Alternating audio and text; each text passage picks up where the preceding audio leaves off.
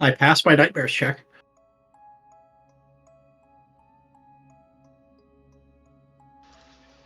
All right, and we are live with session 16 of Hunter the Reckoning, first edition.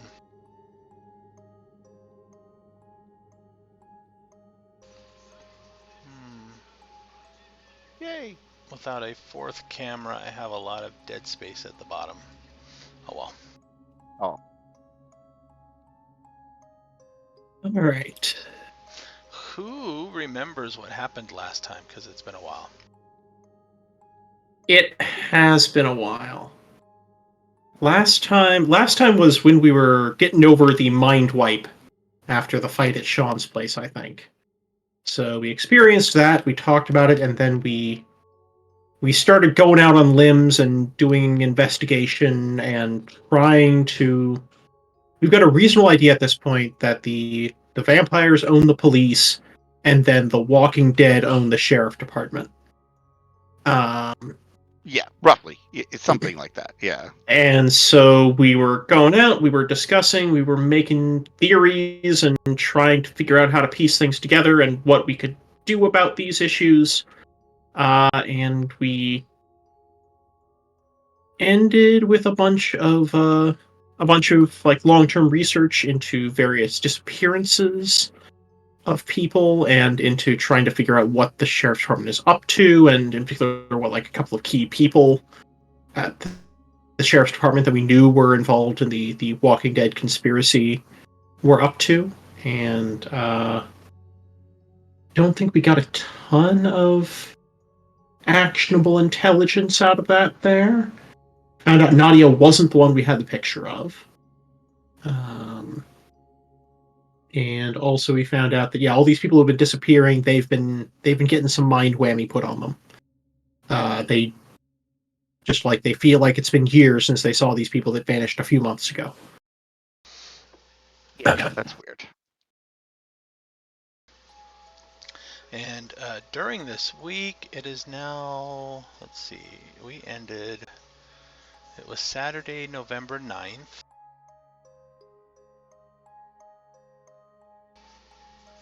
Would you rather start for the weekend or during the week?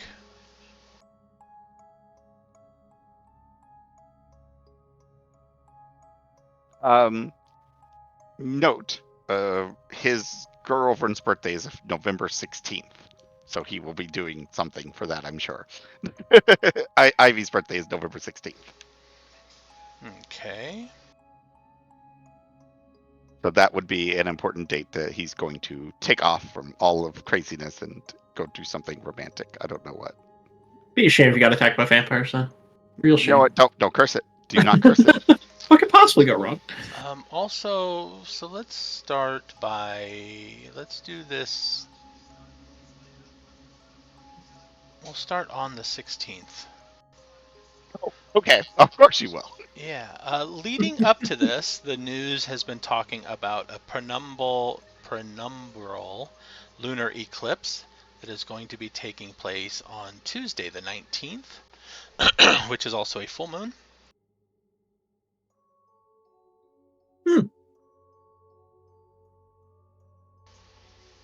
So there's been a bit going on about where it can be viewed and things like that, and how it's not as dramatic as a full lunar eclipse. It's just in the Earth's shadow, so it's darker than normal type of thing. Yada yada yada. Yeah, it's a less fancy lunar eclipse. Yeah. Also during this week, everybody refill your willpower if it is not. Mhm. And there has probably been much time to spend any built up experience points. Has anybody made any drastic improvements? I just learned the specialty for my subterfuge, that's all. That was last week. Well, last game. Yeah, I just pushed investigation to 3. I was tempted to try to push something else up, but I'm not sure what. I think my brain is still like trying to figure out where I want him to go. Does that make sense as far as where his skill sets are? probably will put another point in firearms. I could do that too. He does tend to Yeah, I shoot think- people more than he does anything else. It's Yeah, definitely last doable. big changes I made is getting my awareness up to 4. The specialization on auras.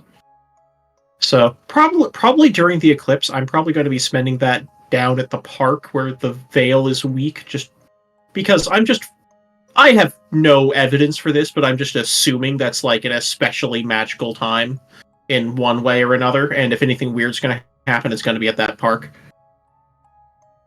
Okay, so it'll only be 4 to do that. Okay. Yeah, I think I will push the firearms up. I think he's used his guns enough to do that. I've been saying he's been going to the practice place a lot, so that seems to fit well. I'm trying to think if there's anything else. He could push his awareness up as well, actually. I think I will. So that's 4 and that's 8. Yeah, I could do both of those. Okay. So that'll be giving me 3. I'll have lots of 3s. No 4s yet. Getting there. Now, another thing that came up, one of your missing victims. Let's see here. He was...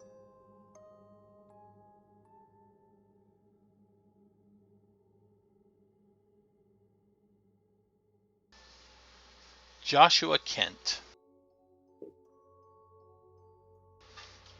I hope I was reading that list right. You have the contact, the relationship, and then the name of the person.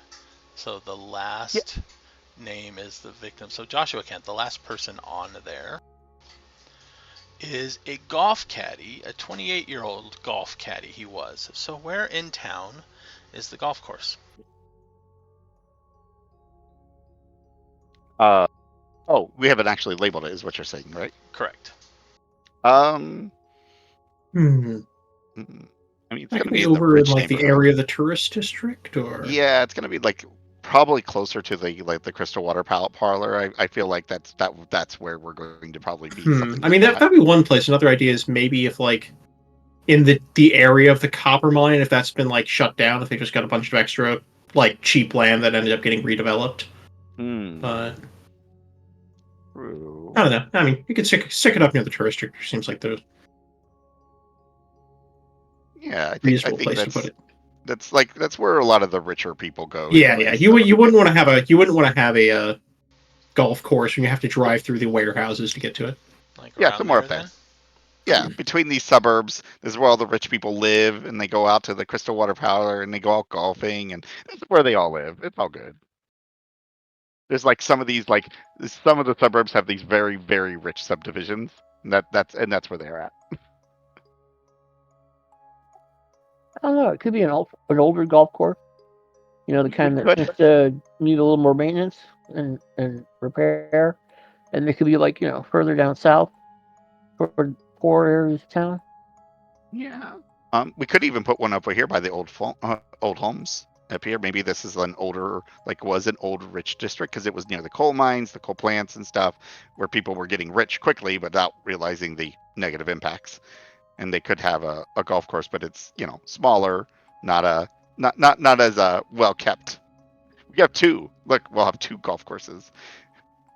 We have the smaller, less fancy one, and the really cool one. 2 golf courses. Because we're good like that. Why not?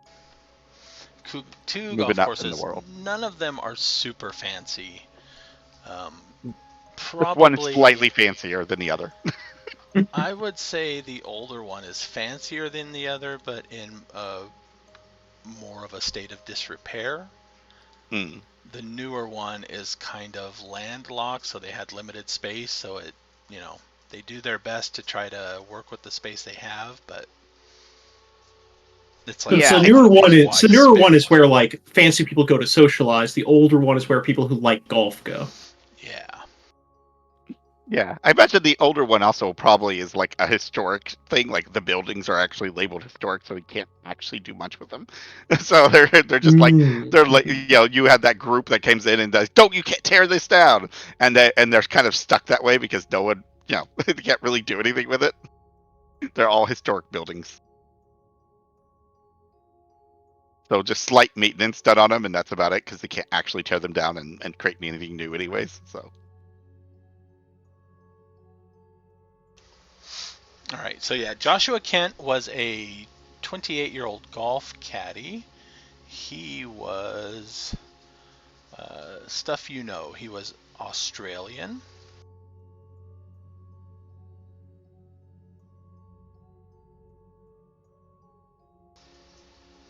He is or was currently in a relationship with a Cleo Spencer, who is an artist in town.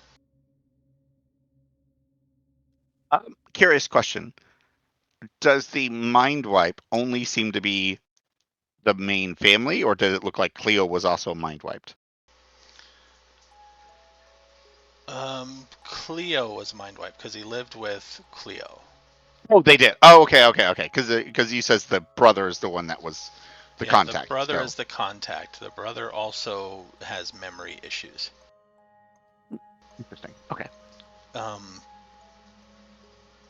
Right. There's other details you guys can learn if you investigate any specific people, right? Because they didn't just know one extra person, right?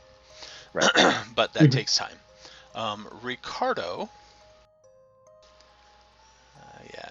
Next one, or one of the next ones up.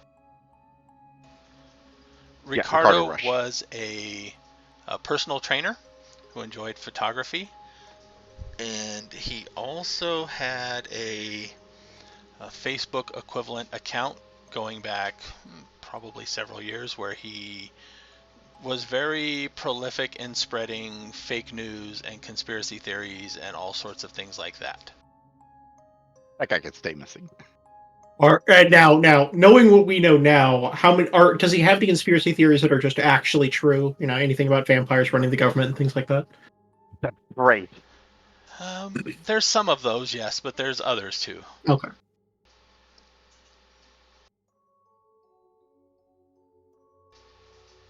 And some of his conspiracy theories go back years, right? Like JFK was a vampire conspiracy, things like that. God, it makes me question: was he a vampire now? Now that we know that they exist, you're like, wait, was he? Was everyone a vampire? I mean, Am he's I out a in the vampire? light a lot. I don't know. Like it feels weird if he was a vampire. He seems like he was out in the daylight quite often. Ricardo was married and had 3 children.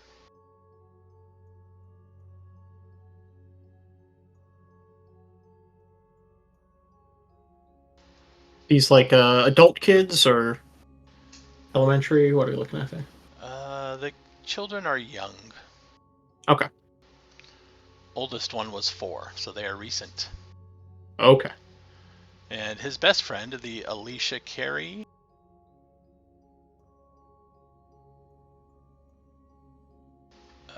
she was also a personal trainer. And they both probably worked at the Hema Gym.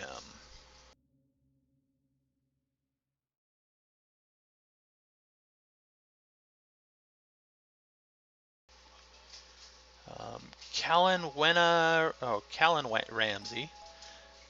She was a town councilor.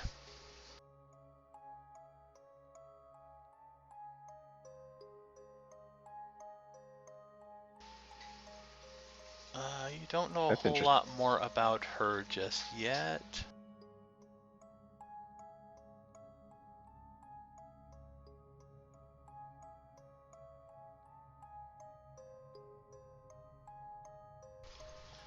Some of these I found a profile generator, and it likes to tap in on the long thing. The personal trainer's best friend was a personal trainer. The town councilor's best friend was a town councilor.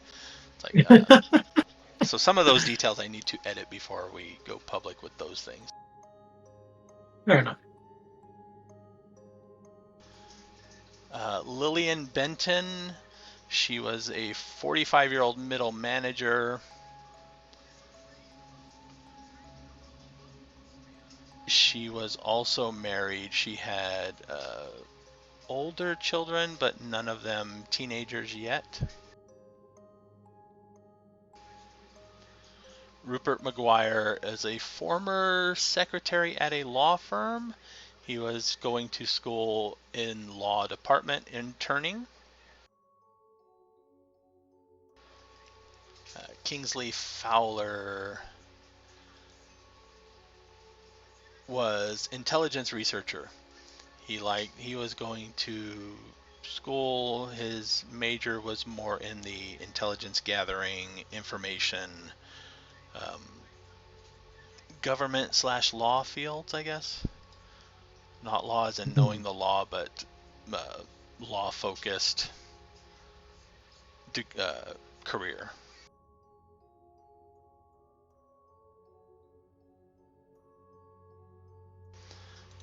All right, so Saturday. The week itself has been mostly quiet. Nothing has been going on.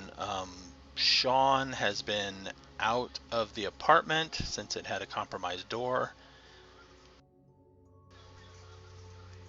He has been... he did return to class. And oddly enough, when on the campus, Sean and Dakota seem to be a bit more friendly with each other.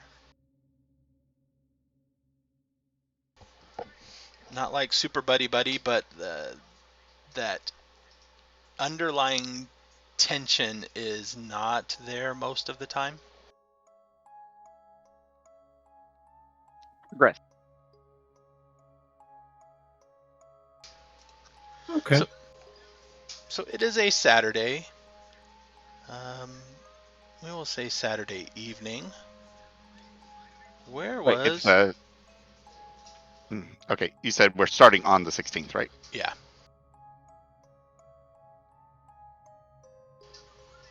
We'll say Saturday afternoon. Did Cody have any plans to take his girlfriend? Yeah, I would have. Yeah, he probably would have taken her. Yeah. If we did like an out of town trip, where's the closest like actual like major city? That is a good question. I don't know how far away it is. Now I think about it.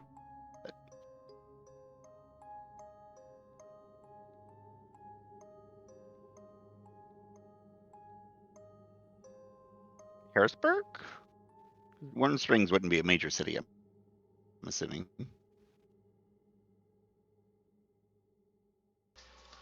Let's see. Warm Springs looks like it has a population of around...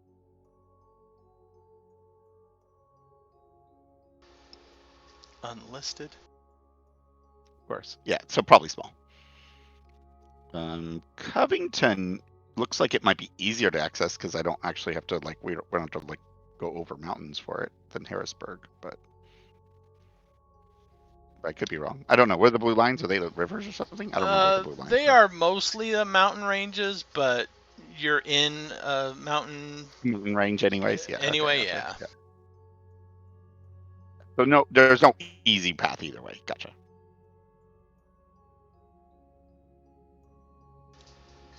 Yeah, nothing really super easier than anywhere else, I guess. Yeah, but size-wise, I think what Harrisburg would be fairly decent sized, I believe. Yeah. Would he do a day trip? Warm Springs population total as of 2010, 123. Although, slightly less chance of running into vampires when you have such a small population, unless the entire population is nothing but vampires, which his luck, he would arrive there. Where are they getting all the blood from then? Just Walking Dead, though. You just walk into town, turn on the second sight, just like, oh, no one's alive here. All right, time to go. You're just like, wait, the entire town is just nothing but Walking Dead. God. Let's see. Covington is about That's 6,000. Harrisonburg is over 50,000. So yeah, Harrisonburg is probably the next biggest. the biggest city. Okay. Yeah. I feel like he needs to get away. I think they maybe have taken like a weekend trip, maybe even left Friday, and they're just taking a weekend trip away from the town. Or just like he just needs to get away, far away. Don't call me. I Like don't know he left a what. message. Did you ring your phone, or did you just say "Don't call me"? He would have still brought his phone, but Okay. he still said, "Don't call me." He's like, I can't get there quickly to save your butts. Don't do anything stupid. That's Mm-hmm. basically his attitude. Yeah, I don't know how far that way that is. It was like a few hours away or something, probably. But Let's see.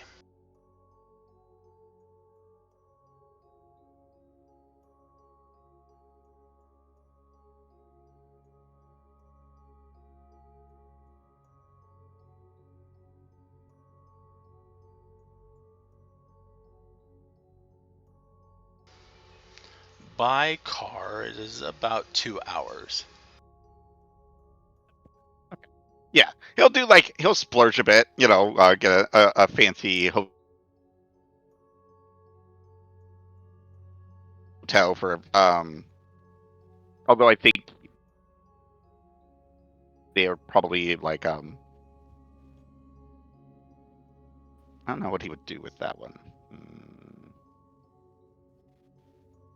Yeah. He'll probably bring the kid and then just do like find one of like the restaurants with like or the fancy hotels with like a restaurant down below and do like a dinner, just a private dinner with her on her birthday night or one of the evenings and do like a lunch with the family, that kind of thing, something like that.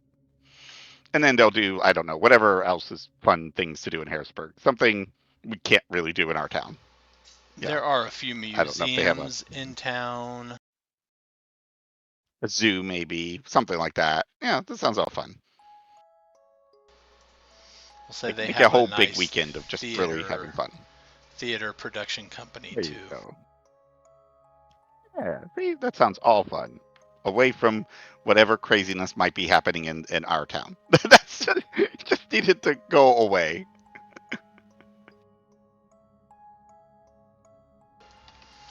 Sounds good. What about He's gone for the weekend. Don't call me. Go away. What about Don't do anything stupid Sarah? and don't die.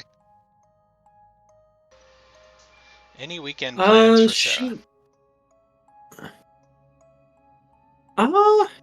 No, I don't think so. Is this the night of the eclipse, or is that The night later? of the yeah, that's later. That's in a few days.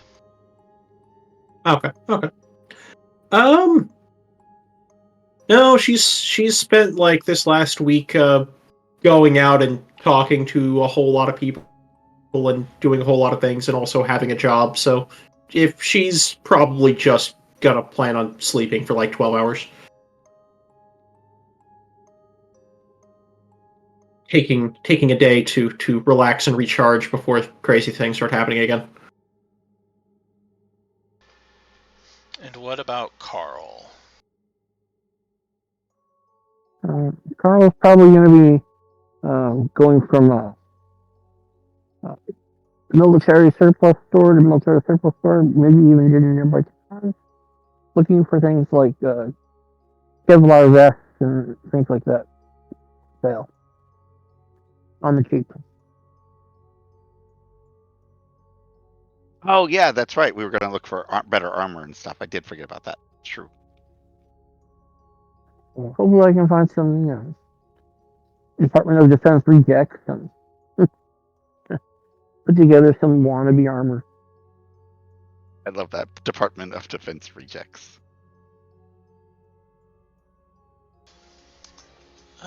Yeah. There's this whole project. We're making a bunch of like heavily bite-resistant armor, and then they just realized, why are we making this? And stopped the whole project. So we've got a load of it. Who could have guessed?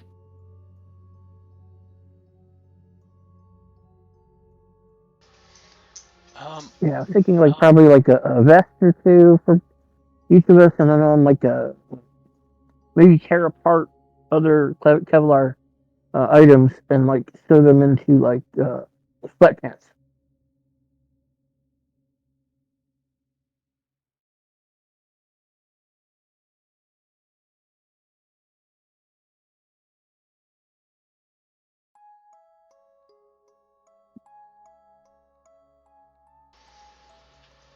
Are you trying to build a stash for more than just you? Yes, yes. Okay.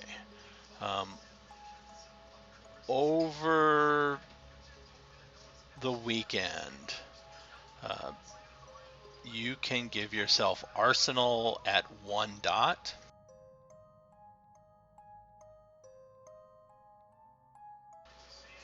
Because while you're at military surplus, there are a lot of cart jumpers like um, rucksacks and first aid kits and what do they call them?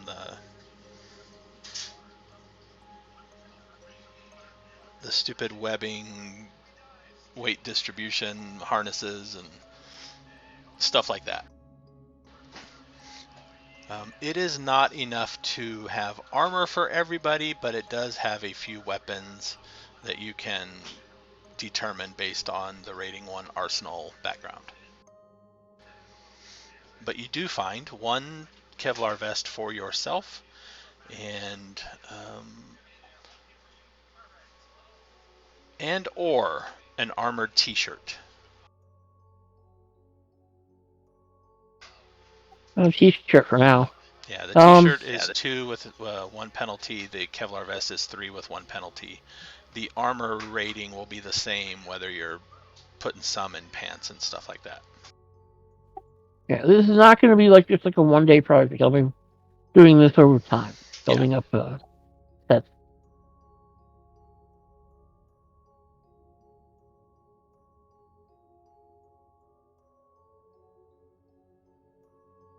Of course, keep my eye out for any sales on pipe wrenches.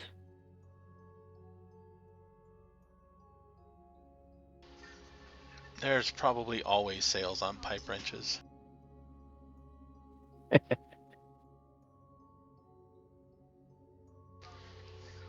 could probably even find one of those huge ones that are like 4 or 5 feet long. Yeah. Go to like one of those stores that specializes in old recycled tools from like your grandpa's time. That sort of thing. But yeah, always keep my eye out for a couple spares.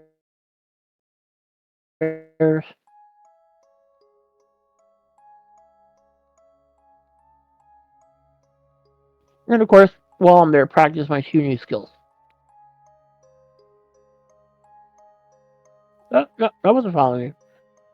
No, I was just looking at this rent career.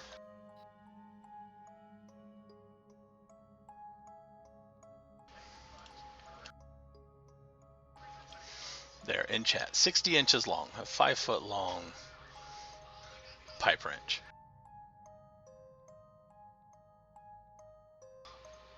Allegedly. Yeah, they make those pretty big. Too heavy to carry for 1 person. Alternatively, they also make similar tools and big ones as well for like railway workers.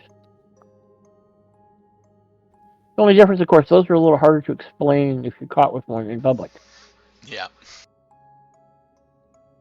But a pipe wrench, easy.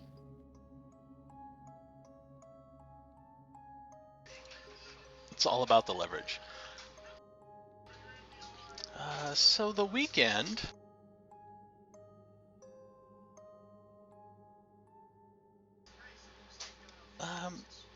Cody, while you are away,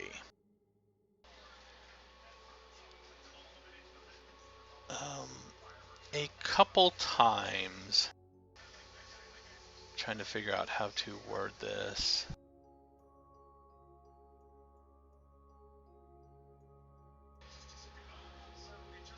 on billboards,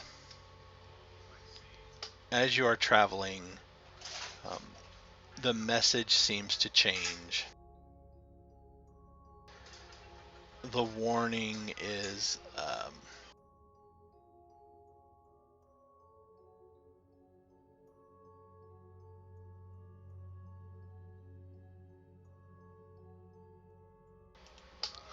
me see if I can word this right.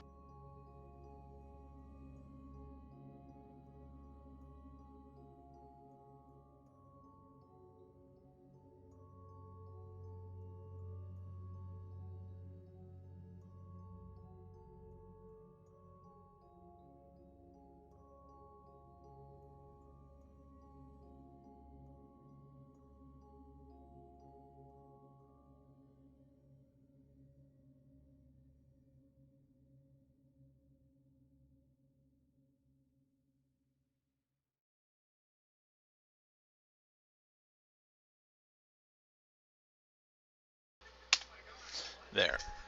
In chat, one particular billboard you pass says that he is gathering fuel for the arrival of the Deceiver. And that's on the way to Harrisburg? Yeah, that is during your weekend trip on a billboard. Oh, like in Harrisonburg. On the way there, on the way back, while you're in there, just during your trip. Oh, they just. Oh, okay. So you're saying I see it multiple times. No, you see that message once. You see another message during your trip. The dead do not rest, they multiply. Yeah, great. Yep, take a trip. Forget. Thanks. Just reminders that you can't, cross city limits and leave it all behind. He's trying, okay? He's trying.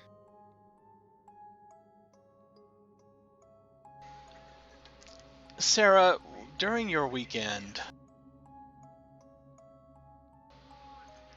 probably on TV,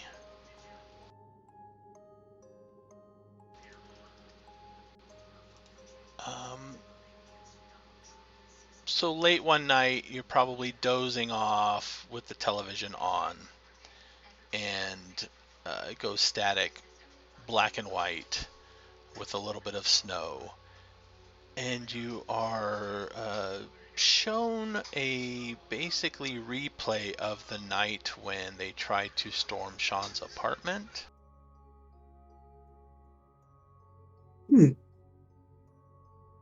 Which is a lot of new information for me at this point. No, I mean, I know it happened, but I don't remember it happening. Yeah, well, what was your willpower, 6 or 8? 8. So yours has worn off.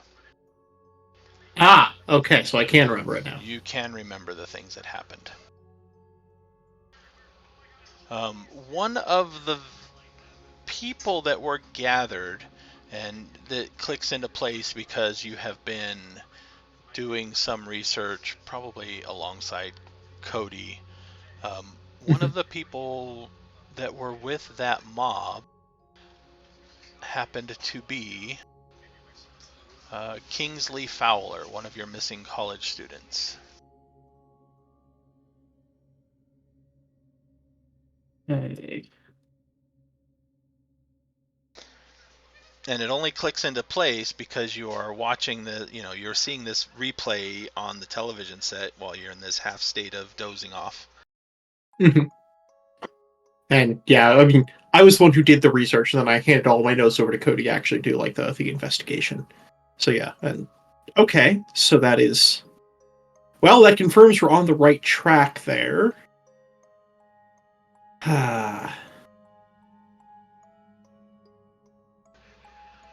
Okay, well, I'm going to be, jolted out of the dozing and watching that very intently, letting that revitalize all my memories of that night, remembering as much as I can, and then when you are jolted out of it and you look at the TV, it is like a old classical urban movie with a gang fight going on. Okay. Huh. Yeah. Who was the other 8 willpower? Was it Carl or Cody? No, not mine. Mine's 6.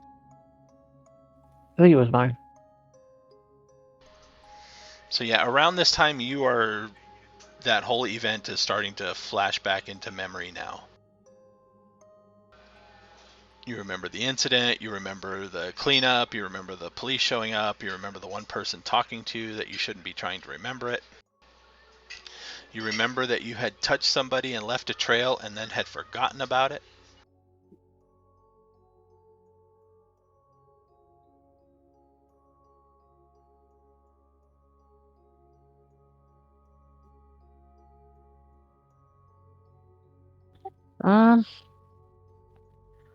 I'm familiar with the fact that I did forget it, right?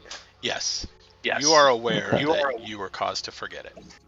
Okay, so I'm going to basically send a text message out to everybody using the group text.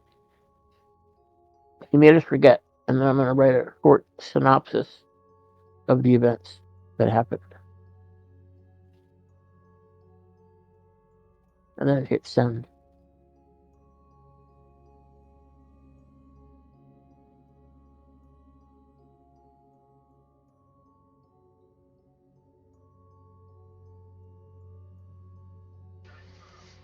So everybody gets that.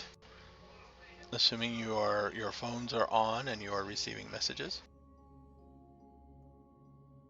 If it's still the afternoon, yeah. I mean, he might turn it off at night, though. You know, to make a more personal evening thing. But if it's in the middle of the day, yeah, he would get it. I will let Jeff decide. This is at a random time during the weekend.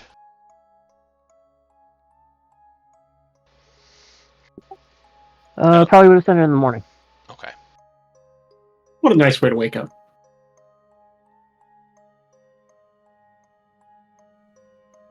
And I'll just get annoyed at it. No, he should remember this, but he still can't.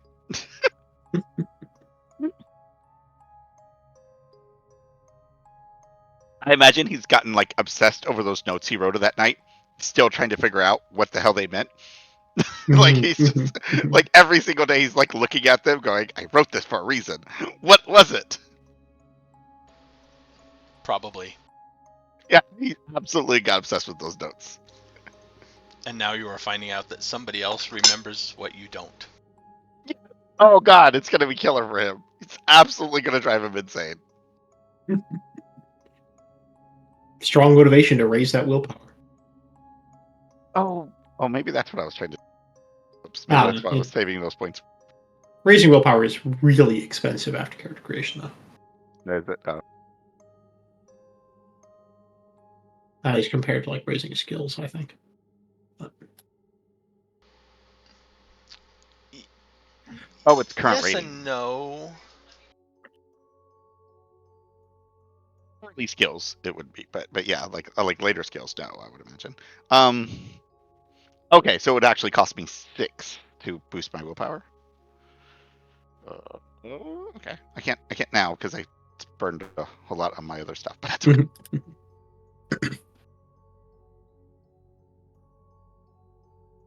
Let's see. All right. Well, I'm putting together some of the pieces of this disappearance thing. It seems like so a lot of these people lived with immediate family who would have noticed their disappearance, but didn't do anything about it, evidently. So probably what happened was after they went missing, someone went and brainwiped the people they lived with immediately. And so they never put out any missing person report. But then, like, their friends, their neighbors, the people who care about them but aren't, like, that directly involved with them, those are the people who put out ads, and then they got mind whammied after that. So Yeah, it's probably just, like...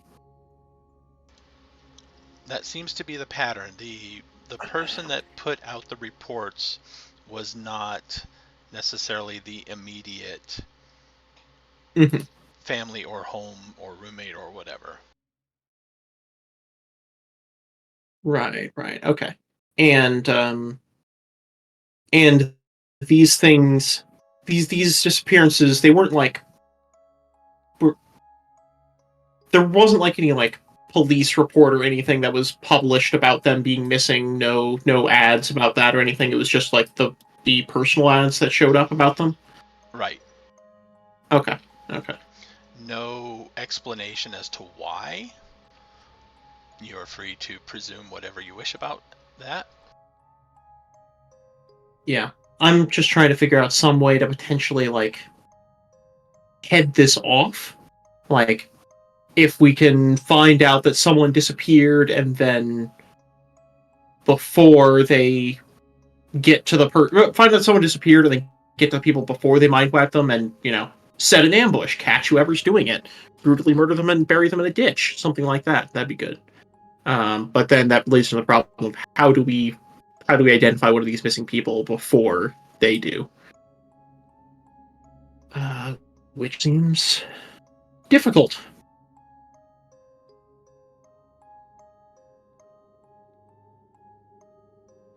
Although, one option is bait on our part.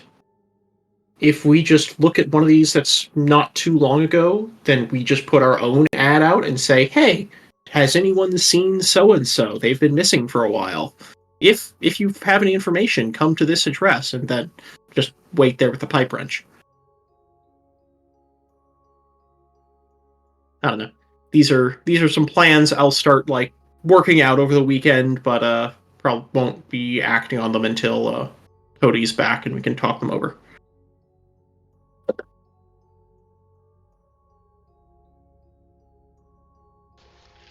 Another question I should ask here.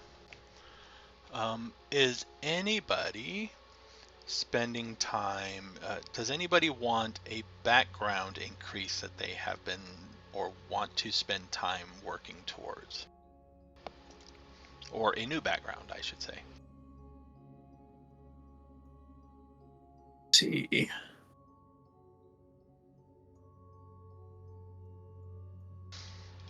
I've still got another thing to think about and let me know. Oh right, I have fame, which I haven't really been, like, actively cultivating much, but is still a thing.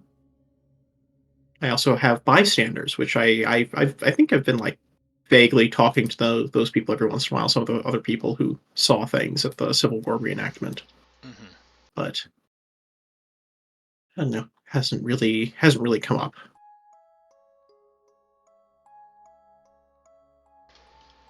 What is your level of bystanders? 2. I have 2 bystanders. I think I did, like, a write-up on them a while ago. It was like there's like a high school student, and then there was like a middle-aged guy, a locksmith or something like that. That they also saw what happened at the Civil War reenactment. They didn't have any magical revelations, and so I just kind of, like, had a support group with them, talking over what we saw and just, like, helping them to get through that, and if they ever saw anything else weird, then they would know I was a person who could talk to them. Yeah, I don't see them listed in your bio. I don't remember where you listed them at. But if you want to talk to them, let me know that they are bystanders when you do wish to talk to them. Sure.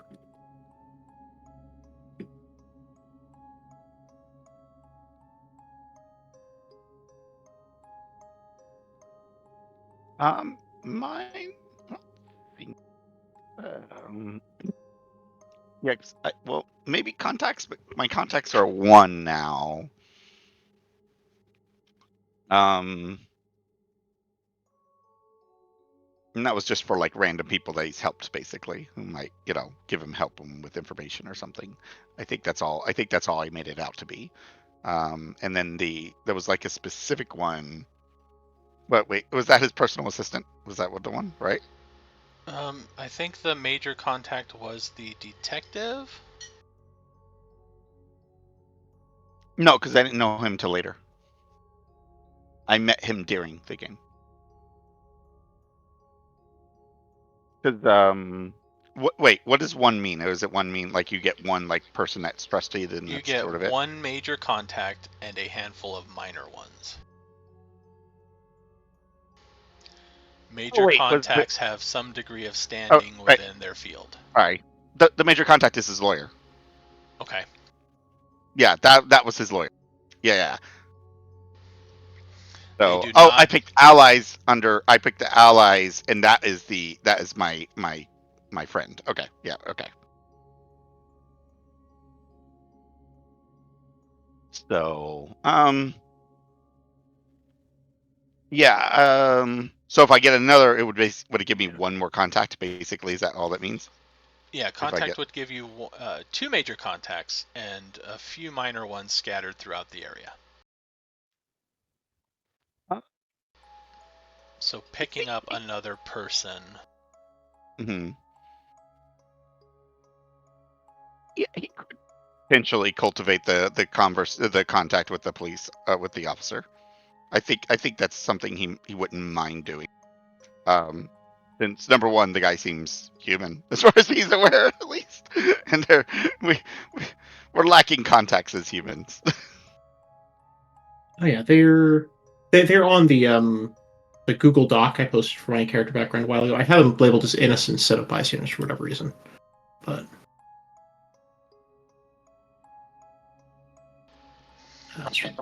so the difference is contacts may help you if they are compensated or manipulated. Allies are more likely to help you, but they don't like being overly called upon.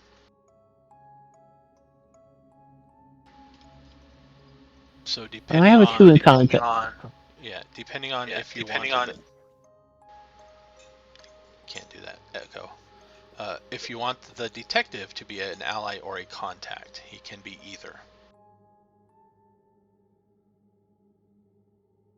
I have a 2 in contact. I kind of always imagine them being mostly like just a large swath of contractors and other apartment managers. Like I mean, the guy who runs the local Home Depot or something. That sort of thing. Yeah, if at any time you want to call a specific NPC and have them labeled as one of them at the time, let me know. Until Yeah, then, I they do can have be... in mind. The one I have in mind is Mercury Sparrow. Yeah, he can be a contact.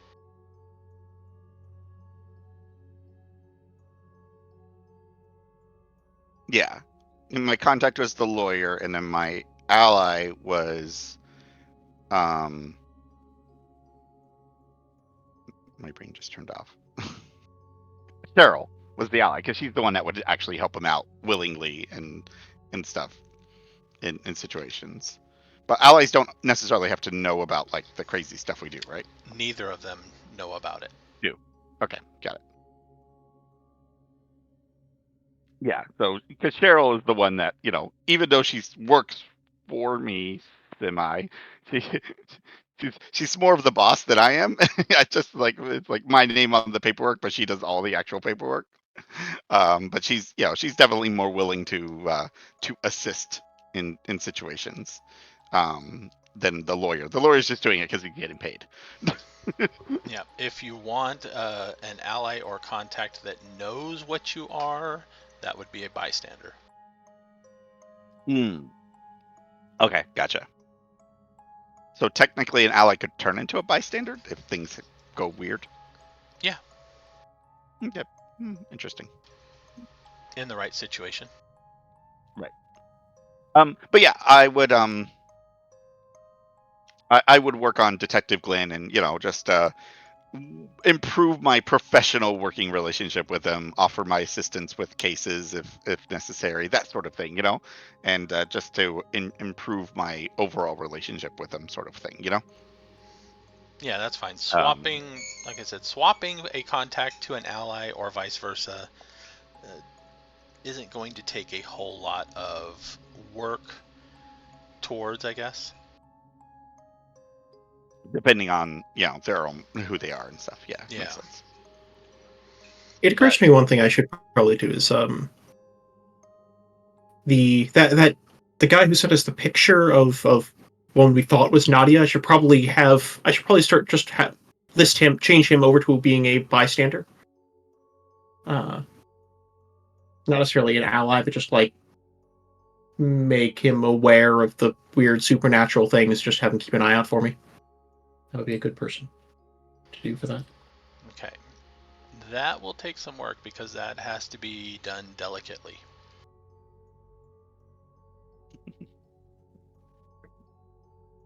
Yeah. He's had some experiences, but a few more things need to. It'll take some time.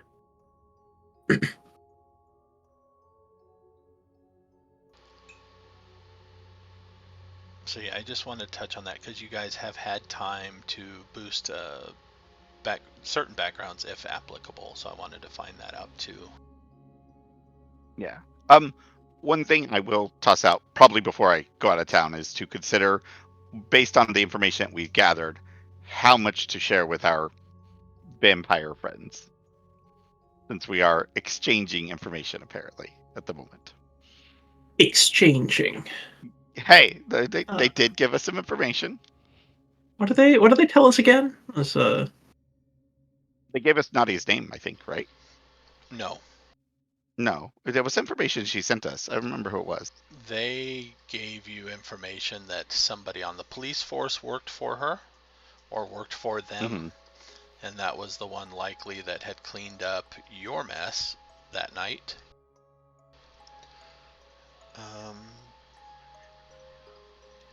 They gave us something. Was it about the sheriff's office? Might have been. I just listened to last episode like yesterday, and I forgot what. Yeah, they because I Ricardo told you. remember. Yeah, I remember they gave. Yeah, it was it was something Ricardo had told us, and it was information we didn't have before. It came through Ricardo, but it was from them.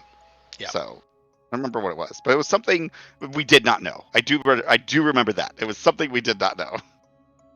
I don't remember what it was. Okay, It was something we didn't know. So they did give us something.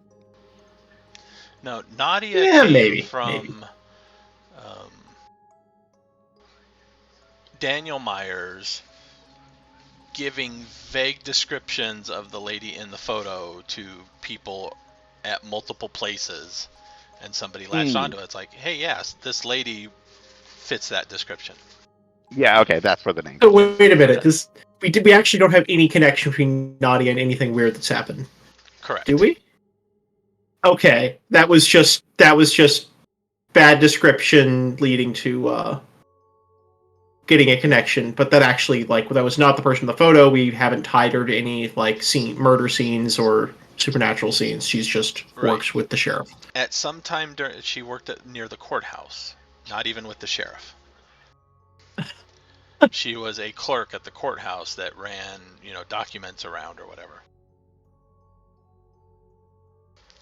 Okay. We will. I'm looking for a lady that has dark hair. I'm matching these features, and somebody was like, "Yeah, that I know somebody that is somewhat like that."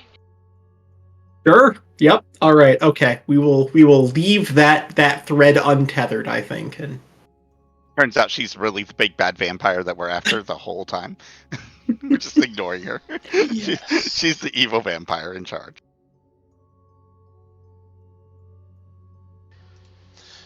All right. So the weekend passes.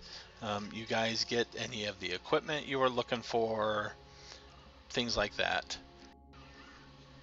The date goes smoothly. It goes well.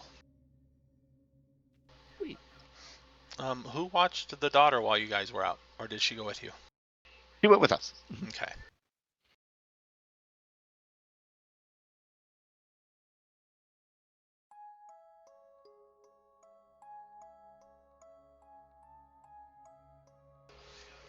So Monday morning.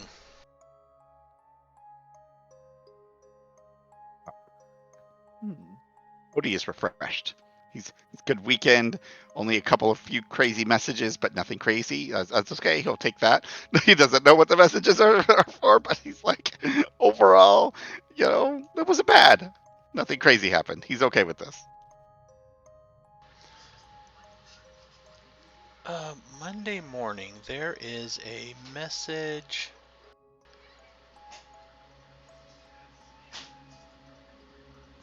Well, actually, what time does Sarah go into the college? Let's see. I think she works like 8 to 4, something like that. So it'll be after she is in there, in the library, with the lead pipe. Oh, sorry. Dakota finds her in the library. He is looking a little disheveled, but seems to be okay. Hey, Dakota. How's it going? Rough night? Good morning. Rough, no, just not much sleep. I wanted to,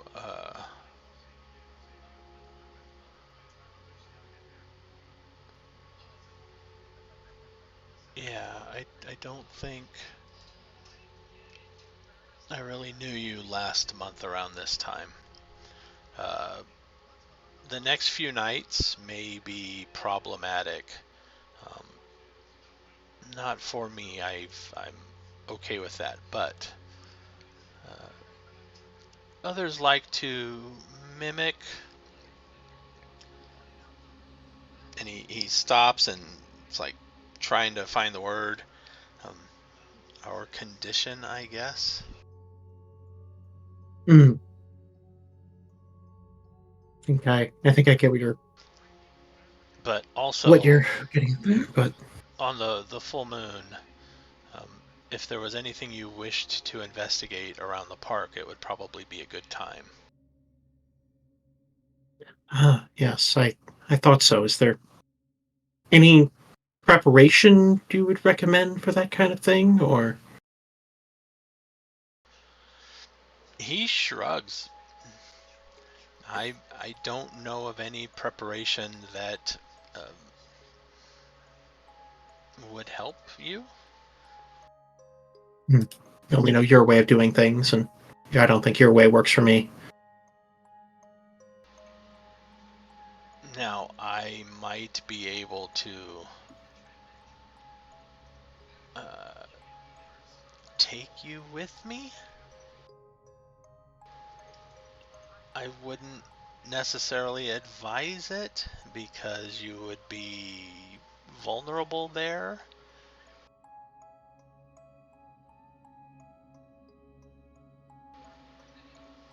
But I think I could if you really wanted to.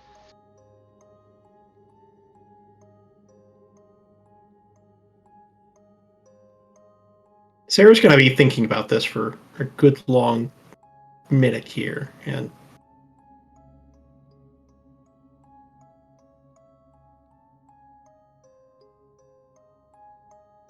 I think I would like to go. Yes. I think I will be protected if I go with you.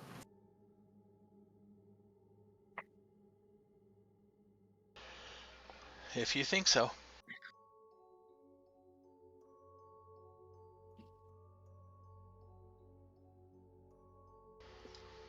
All right. Well, thank you. Thank you The for the others, offer. are I they going appreciate it.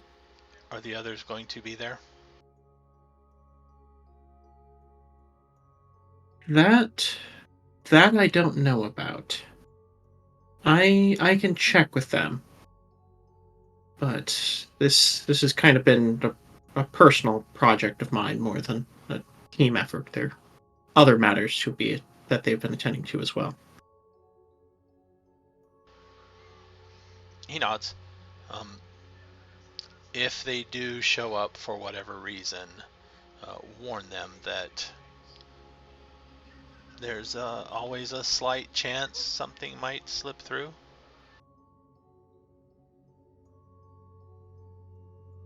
Right. Okay. I'll let them know. Now I'm gonna go get some sleep. All right. Have a good one. You too. too. And he leaves.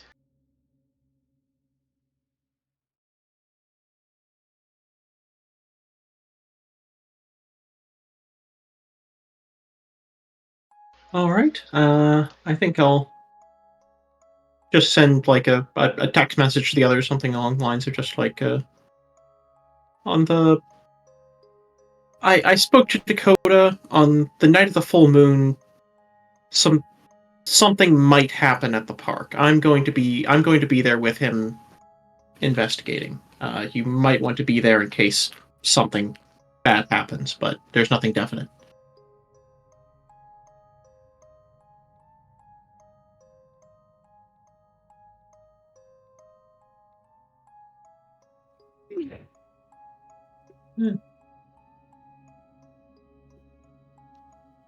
Yeah, we should probably.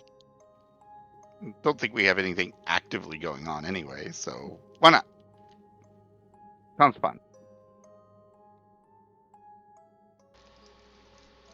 Sarah, give me a perception alertness roll. Alertness. That's not the one I'm good at. All right. Difficulty 6. Yeah, difficulty 6.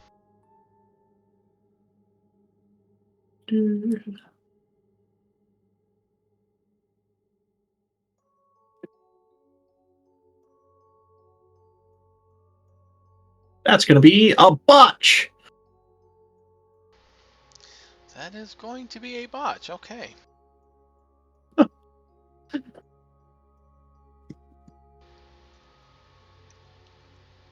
You are in the library. Let's see, how would this botch?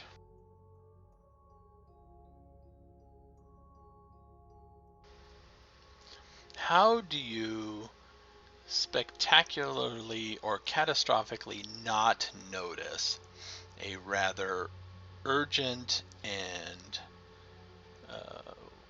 what is the word? Distraught student looking for somebody else? Do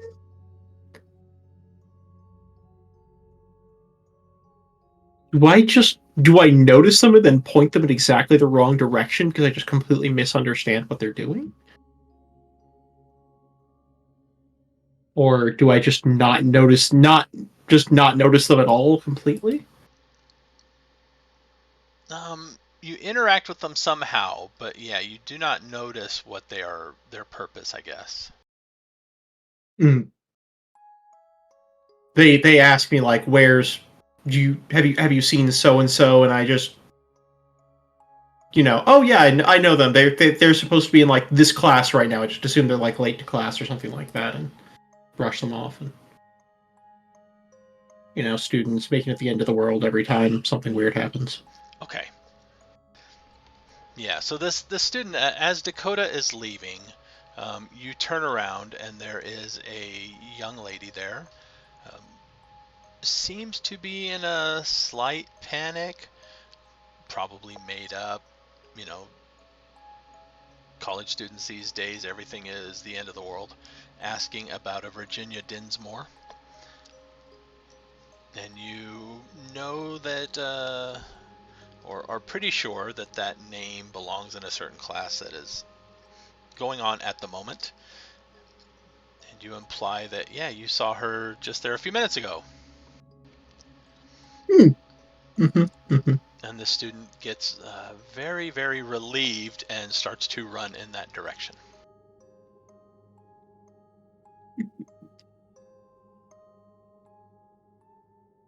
Well, I'm sure that's nothing. Yep, nothing to worry about at all. It'll be fine.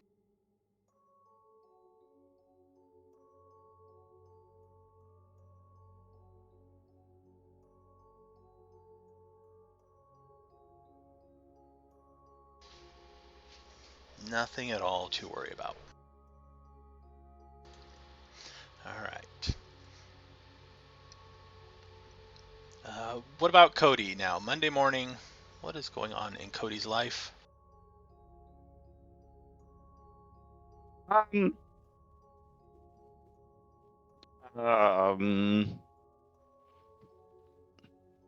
Probably re-obsess over the information he can't remember again. Looking at that message again, going, "Wait, what was it? What is this message?" About something he forgot that he's actually forgotten again that he forgot. Forgets it every time he looks away. Yes, he forgets it every time he looks away. He's like, "Wait, I know I even looked at this message."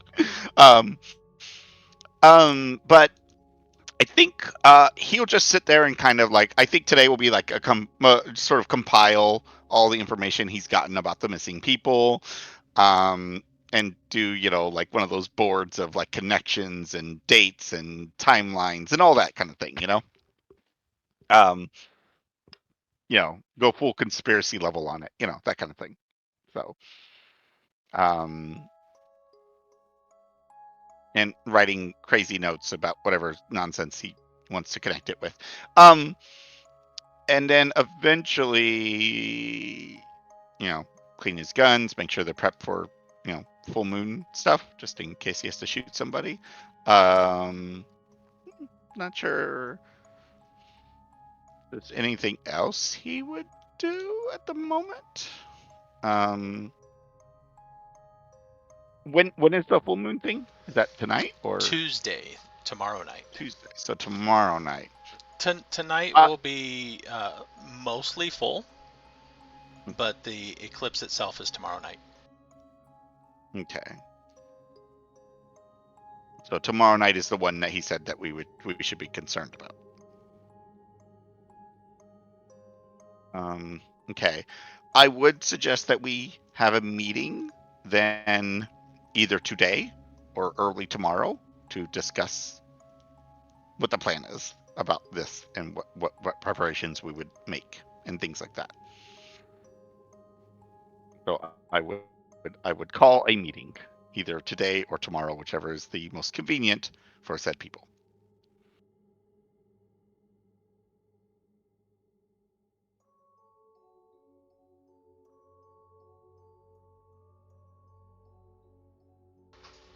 All right. Well, yeah, I'm free this afternoon.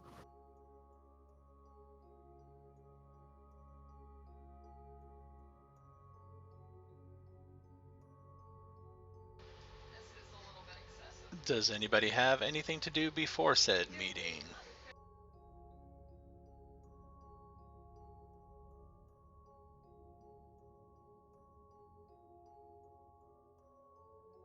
Carl? Mm-hmm. Oh, Carl hasn't even been invited, so no. Carl hasn't done what? Hasn't done anything to prepare for the meeting because not invited. He doesn't even know what happened. No. I guess it was a throw out of should we go and to the park to look out for wolves and werewolves and what other creatures might be hanging around. Go to the full park on the full moon in case another ghost decides to possess a child or something. Yeah, one of those situations. Oh. Yeah. Full moon? Is that important? I don't know anything about it. Oda says that it's more likely that weird stuff will happen then than other times. Yeah. Okay. It was suggested by Dakota.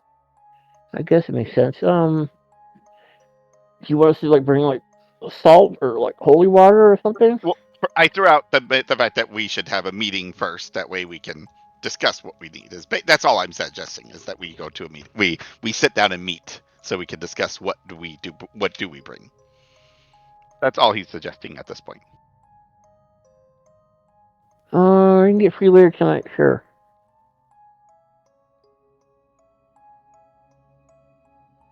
Yeah. So like around 7? Sounds good. We're gonna to a cafe or in the corner, blah blah blah. Yeah.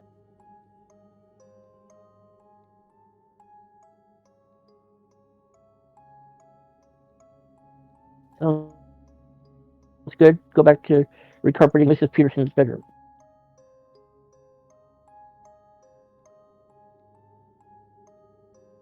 Oh yeah, I think I'll just casually check and see if Virginia Dinsmore made it to class or something or anything like that. Was she running late or sick or something like that? Just mildly curious on what happened that morning. Is this a few minutes later or an hour or so later? How long? How much later? Oh, probably like 2-3 hours later, just like when I've got some spare time from all the other things to do.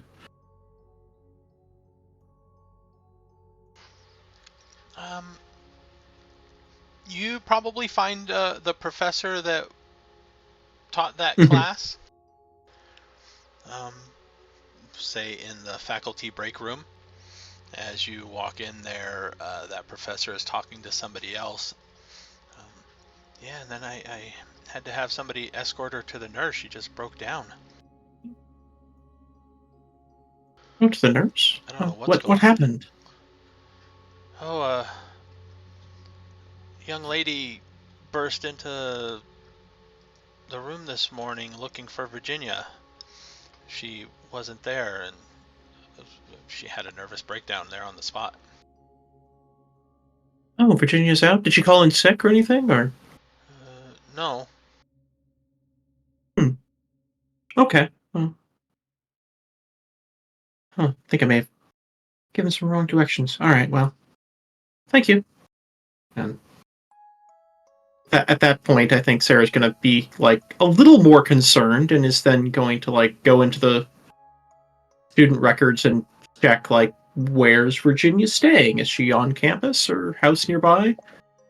And maybe just go make a house call and see if she's all right.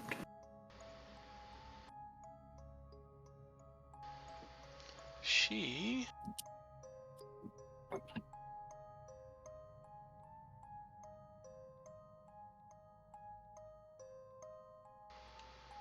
Let's see.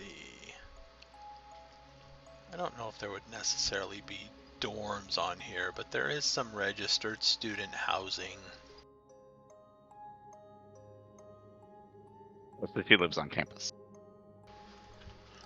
Just off campus.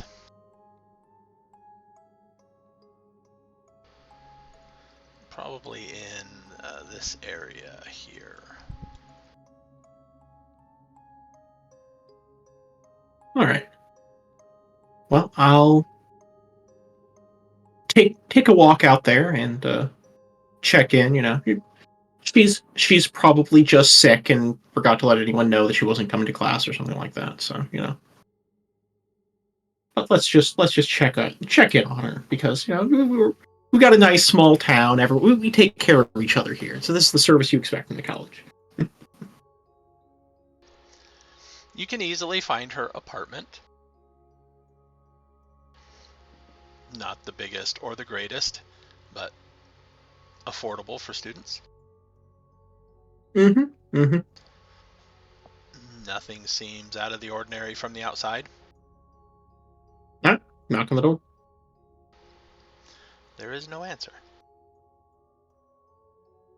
All right. Well, if that doesn't yield anything, then I'll probably knock on some of the neighbors' doors, ask, how have you seen Virginia? She didn't come into class. She didn't come into class today. Did she go on a trip somewhere or anything that you know about? Or let's see. This time of day, there's no answer at a few of them, but there is one across the way. Young man opens up.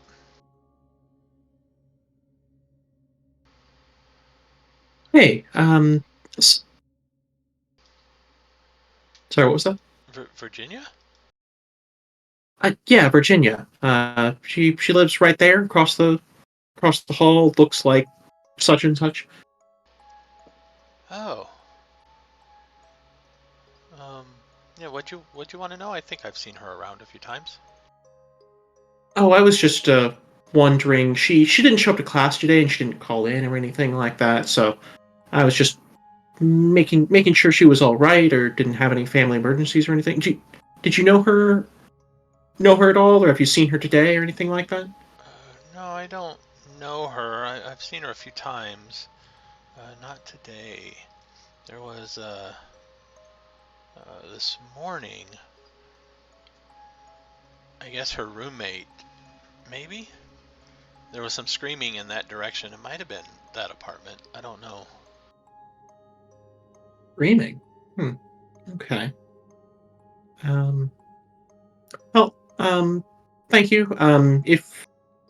If she does show up, would you mind giving me a call? I'll just leave him with my number, or just send me a text. Just trying to make sure she's all right. Yeah. Sure. And you are very empathetic. You get the sense that he has no intention of remembering anything once the door is shut. Yeah. Fair enough. Well, I tried. All right. So given that, I should probably go talk to the roommate, and said she was at the nurse's office after having a nervous breakdown, I think. So head back to campus and check out that area.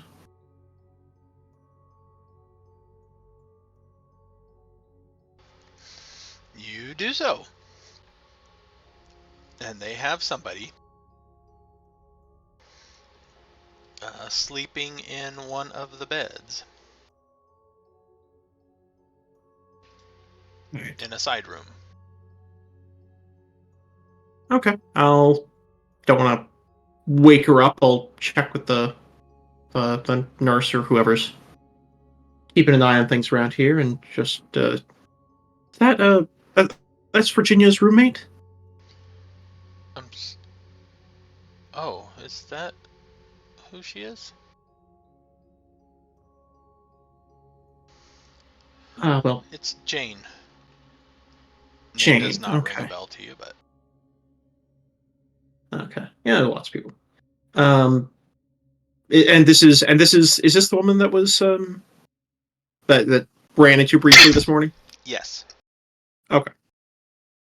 Uh, yeah. Did she? I heard she had like a bit of a breakdown. Did you hear? Did you hear what it was about? Did you talk to her about it, or? Oh no, she was a mess when she was brought in here. We laid her down, gave her some ibuprofen and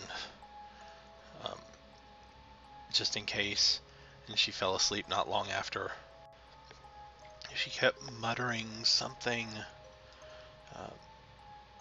I really couldn't make it out, and I didn't want to bother her to try to get her to speak loud or anything.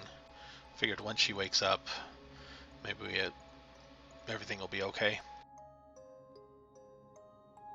Okay.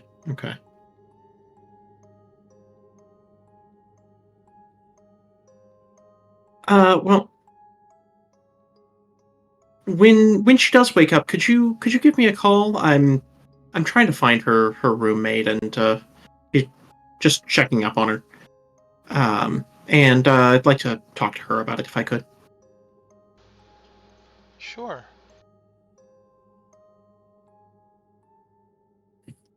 Yeah.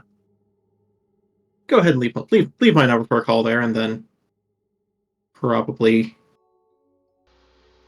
She pins it on a space on the wall where it won't obviously be forgotten.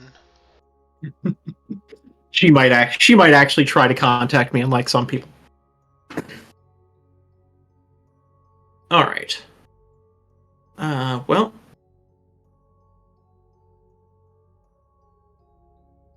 I've checked all the reasonable means for finding Virginia for now, so I'm gonna go ahead and leave that alone and wait for Jane to wake up. And probably go back to all the other things I have to do.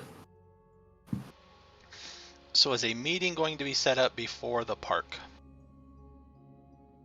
Yes, we're meeting at 7 tonight, and then go to the park tomorrow. Okay, she will wake up before the meeting tonight then. So probably around 2 in the afternoon, you get a call. All right, I'll pick up. Hello, this is Sarah. Ah, yes. Jane is awake? You wanted us to Jane is call? awake. Yes, thank you. Is she's staying there for now? I can head over and talk to her. Yes, we have somebody talking to her. Okay, all right. Thank you. And I It's will. not far. All right. Yep. I'll head over and see how Jane is doing. As you get close, you can hear a not quite at the state of hysterics, but a very distraught woman talking to another calmer woman that seems to be trying to keep calm, diffusing the situation type of thing. Mm-hmm. But she's not there. She's not there. She should have been there. Look, I have a message saying that she was waiting for us to leave this morning.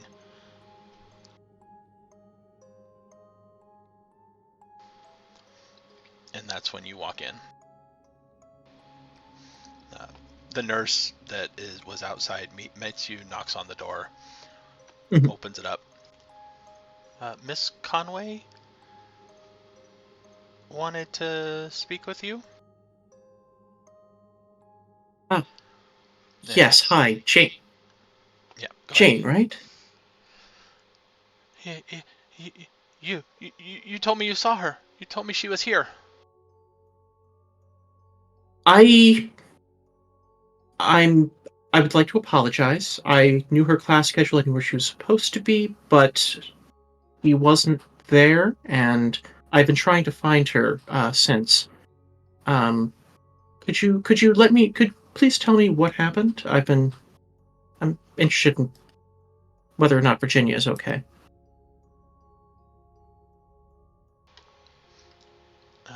Give me.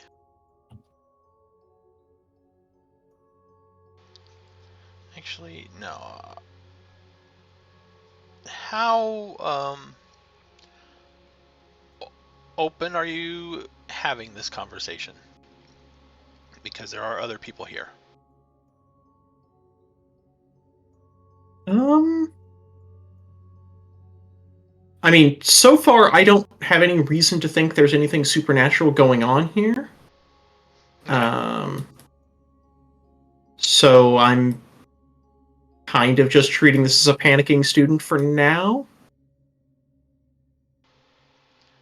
If this does start to veer into the supernatural,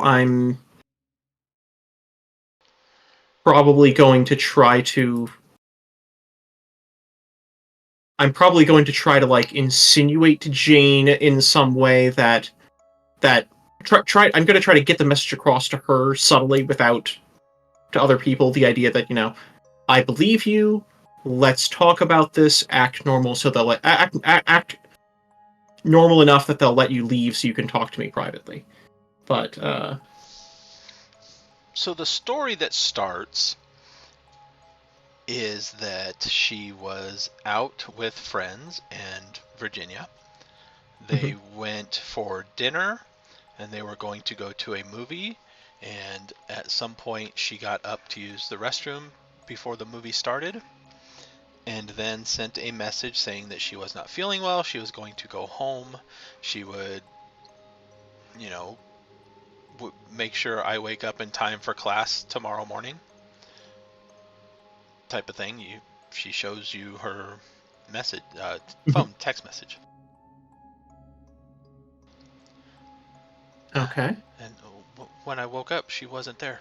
She was there when we got home. She wasn't there when I woke up when I went to wake her up. Okay, so she went missing, or she decided to leave sometime in the night, you think? Yeah, and it doesn't make sense. She had class. She knew she had class. And Okay. she, scrolls up, and there's lines of text messages. Where are you? Are you okay? What's going on? You know, and none of them have been responded to. Okay. And you're sure she was there when you got home? Yeah. Okay. I set a glass of water next to the bed just in case she was there. Okay. Does she have a boyfriend? Does she have family in town? Is there anyone she She starts shaking can her find? head. All right. How about we go? How about we go head back to your room and we'll take a look around. Maybe she left a note or something like that, and you were worried, so you may have missed it. We can take a look around and see if we can figure out where she may have gone. Yeah. Okay. All right. You know, smile at the nurse in there, and I'll take this problem off your hands, kind of thing. The nurse and the counselor are talking quietly amongst themselves as you get up and leave with with Jane. Mhm.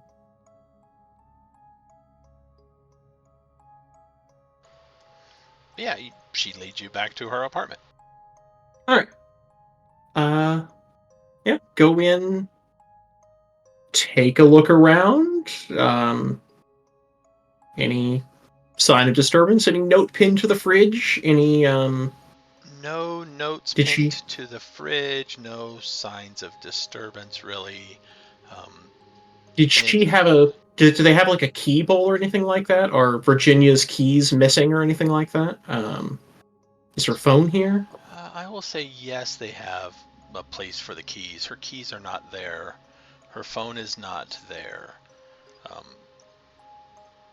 However, Jane is quick to point out that her shoes are still there, Okay. Are all her shoes? Or I Yes. assume there are multiple pairs here. Okay. So all her shoes are still there. Does from what she remembers from what she was wearing, does it look like she changed her clothes or something like that? Or Yeah, what she was wearing, she points out, is laying like on the side, over the back of a chair. okay. So she and do you remember does she remember if that was there last night? Or is Yeah, that yeah, I think so. okay? She got home, changed for bed, and probably figuring out if she, changed clothes whenever she left is probably impossible. Um, but okay, so keys her phone are missing, so she left. Did she have? I assume she had some other friends around the campus. Anyone else she may have? I Anyone else she may have talked to, or I don't know. I reached out. Um, I reached out to Diane. She was with us last night at the movies. She doesn't know anything. right. I don't know. Hmm. This is not like her.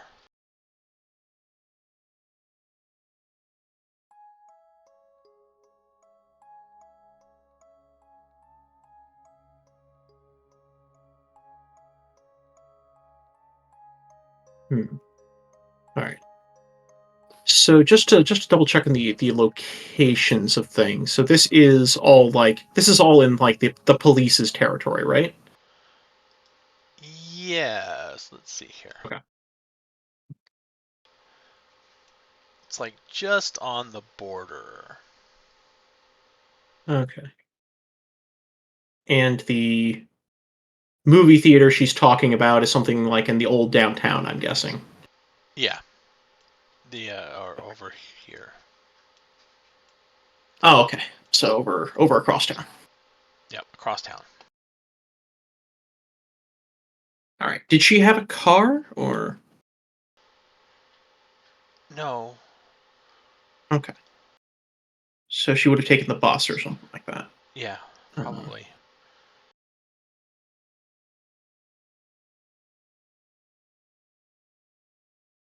Let's see.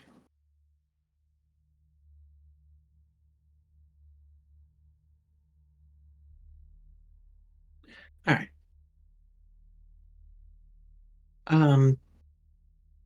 You know what? I have a friend. His name is Cody. He works as a kind of like a private investigator type thing. I'm thinking I might talk to him about this, and maybe you could talk to him as well. Let him know of anything else that you remember about that night. Uh, and also one thing that you could try is well, it's a bit early, but if you really think this is very much unlike her, you could try just posting an ad in the papers, asking if anyone's seen her around. It's possible that she went off somewhere out of the ordinary. Maybe her phone broke or something along those lines, and someone knows where she is, but you know she might not realize how much this is worrying you, and so she might not be jumping to conclusions to in a hurry to let you know where she is right now. I never thought of that. That's a good idea. Yeah, yeah. Yeah. When you do that, let me know, and also I might bring Cody around to take a look at things. He's got a very good eye for noticing things out of the ordinary.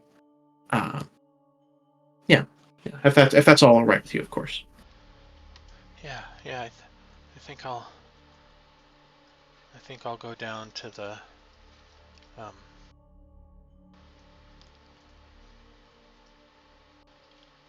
I forget which one was the college paper. Wasn't was it the Sunrise Daily, or didn't we have the Daily Sunrise and then the The local paper was the Sunrise Daily. The Horizon is the college paper. Yeah. Horizon? Okay, that's the one. I'll go back on campus and to the office of the Horizon and put one, I think. Okay. Oh yeah, and also the other the other missing person ads, were those in the Sunrise or the Horizon? Or I guess were the college ones in the Horizon? Maybe? Yeah, there was a mix. Okay.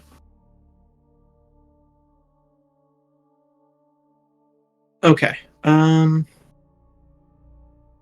Yeah. All right. So I think at the I'll bring that up at the meeting we're having tonight, that we're going to want to be keeping a watch on her house and waiting for someone to try something on her. Okay. It's probably a good time for meeting time. Yeah, I think so.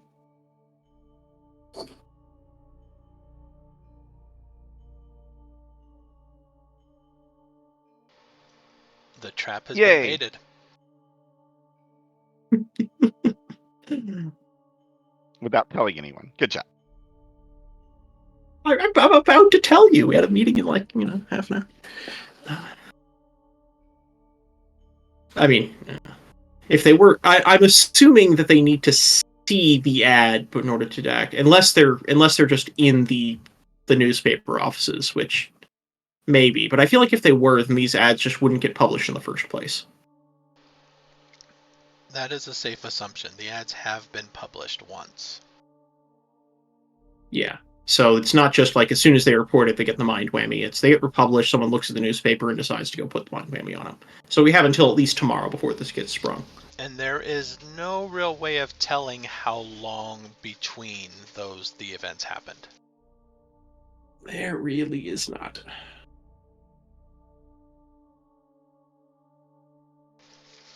All right, set your stage for the meeting. All right. I think Carl's just at some corner cafe, something like that. Yep, diner booth. Sure. Diner booth. Sarah probably arrives a little late. Public transportation being what it is.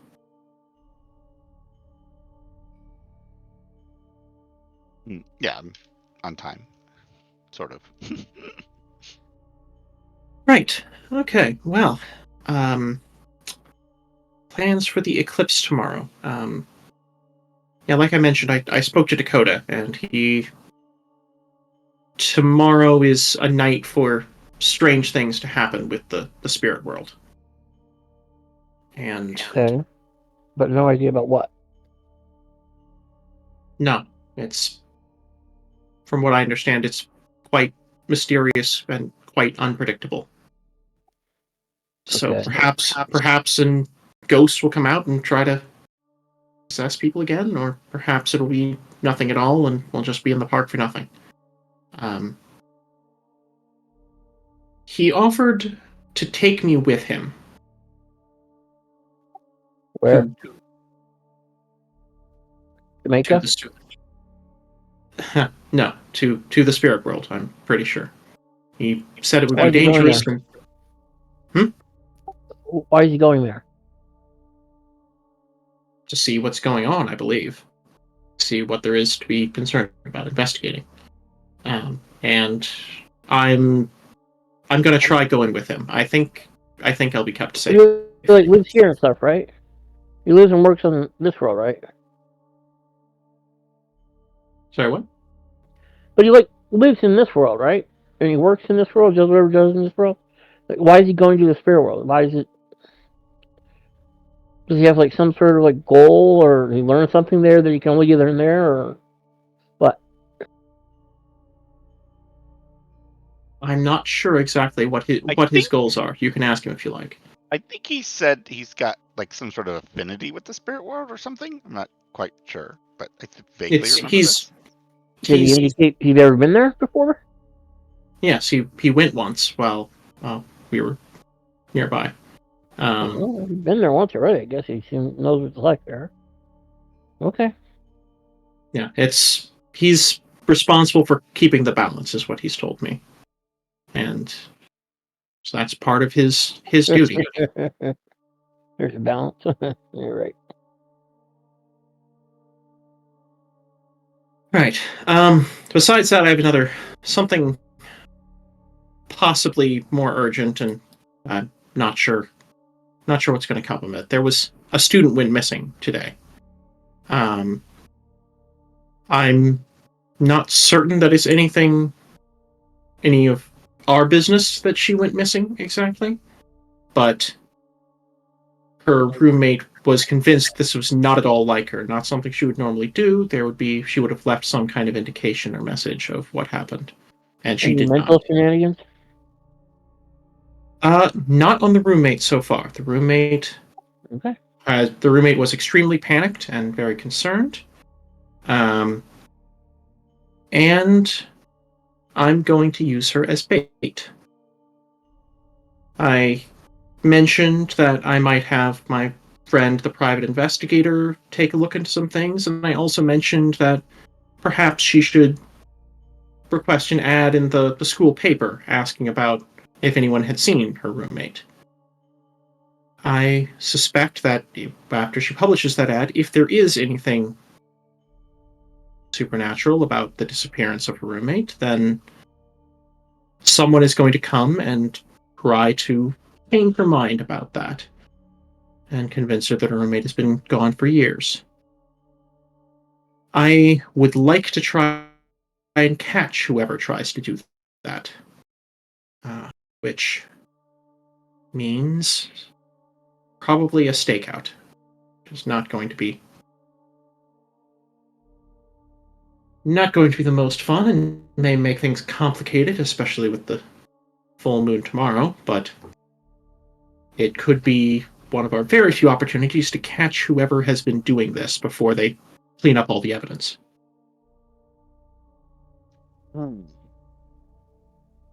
Using her as bait. Well, I guess she wouldn't be harmed. She'd just get memory wiped.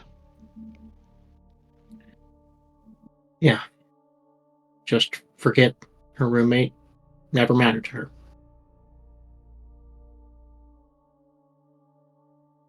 Yeah. I don't know when or how this would happen. Actually, question: were there cameras in her apartment building, or would there be anything like watching the door to her apartment, or no?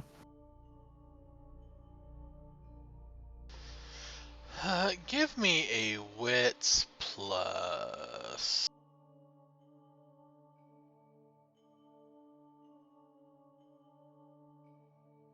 Security? Trying to think. Yeah, wits plus security. I don't know why I suggested that. I have no ranks in it, but yeah, here we are. That is probably fitting. 2 successes. We will say with 2 that you happen to glance around with the intent of spotting any cameras. And no, there did not seem to be any that would have captured her front door or that vicinity. Okay. Well, they could, I suppose, just break it. They might just break into her house and do it, but it seems more likely they might just give her a call, say they might have seen something, and ask her to meet them there. That would be a very easy way to do it for a lot of these people. Cody, I mentioned you. It might be a good idea for you to talk to her and just suggest that if anyone does ask to meet her or anything like that, or then she should call you and let you know just in case, scare her a little bit, give her some idea of, well, I don't think she needs to be scared too much, but give her the idea that she should let one of us know before she goes anywhere to meet anyone about this. And besides that, we'll just have to watch her house in case someone comes up and knocks on the door. Yeah. How are we? Yeah. So we have to split our time between these 2 issues then. Yes. As far as preparations for tomorrow, I have no idea what to prepare for. I have no idea how to prepare for it.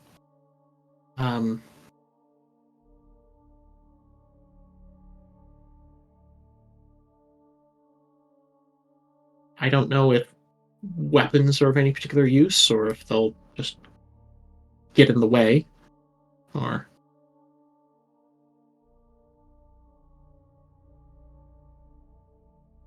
any ideas? I suppose it just depends on like what you're going to be up against. Can't be too bad. After all, it's happened before without us there. Yeah, well, people have gone missing before without us there. Yeah, but you said you didn't know what to expect.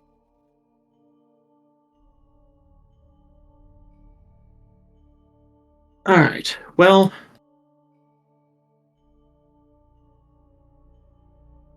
If you think the park is worth parking, then we'll watch it. all right. Shouldn't be too difficult. Find a bench. Sit down. Yeah. I have an excuse to be there any particular time, any time I need to be in that area. Is this apartment? Is this like in an apartment building? Is there any convenient way to watch her door without looking extremely awkward, or would you just have to watch the building pretty much? It is kind of like I know Carl's long. place is a lot of like apartments facing outdoors, so you can just kind of sit on the street. But Yeah, this is kind of like on the street. There are several doors facing the street, in a line, almost like strip mall style, I guess. Single story, one large building where everything is next to each other inside. So they're all part of the same building, just kind of like motel style, I guess. If that makes more sense. Okay. So.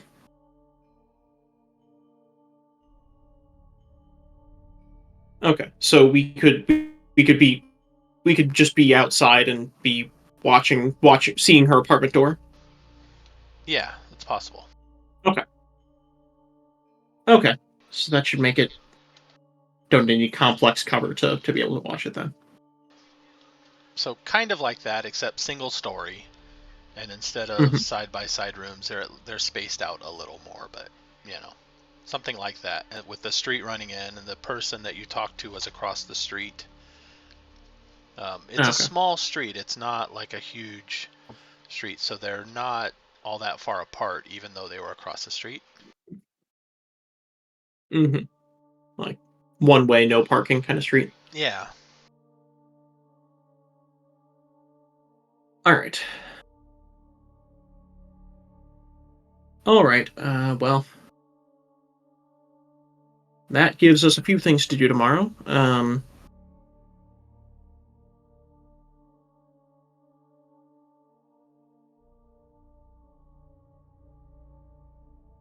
Anything else we need to discuss or plan?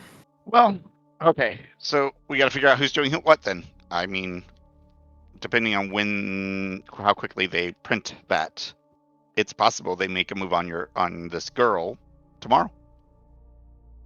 Yeah, which means need to be watching her.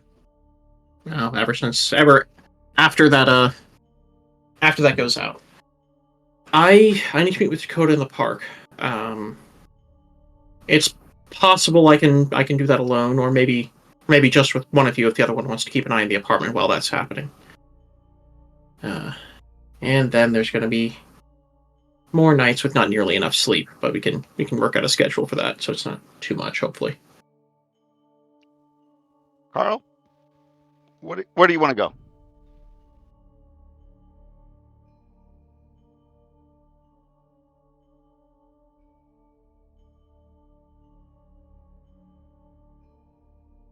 Probably the park. But you could be with me if you want to watching the girl's apartment. So your choice. I'm probably going to end up watching the girl's apartment. Number one, she would have already met me by then, so if I come in, do something, then it's not going to be as weird. So Yeah, I think that makes sense. If Jeff, Carl wants to stand by in the park with the pipe wrench.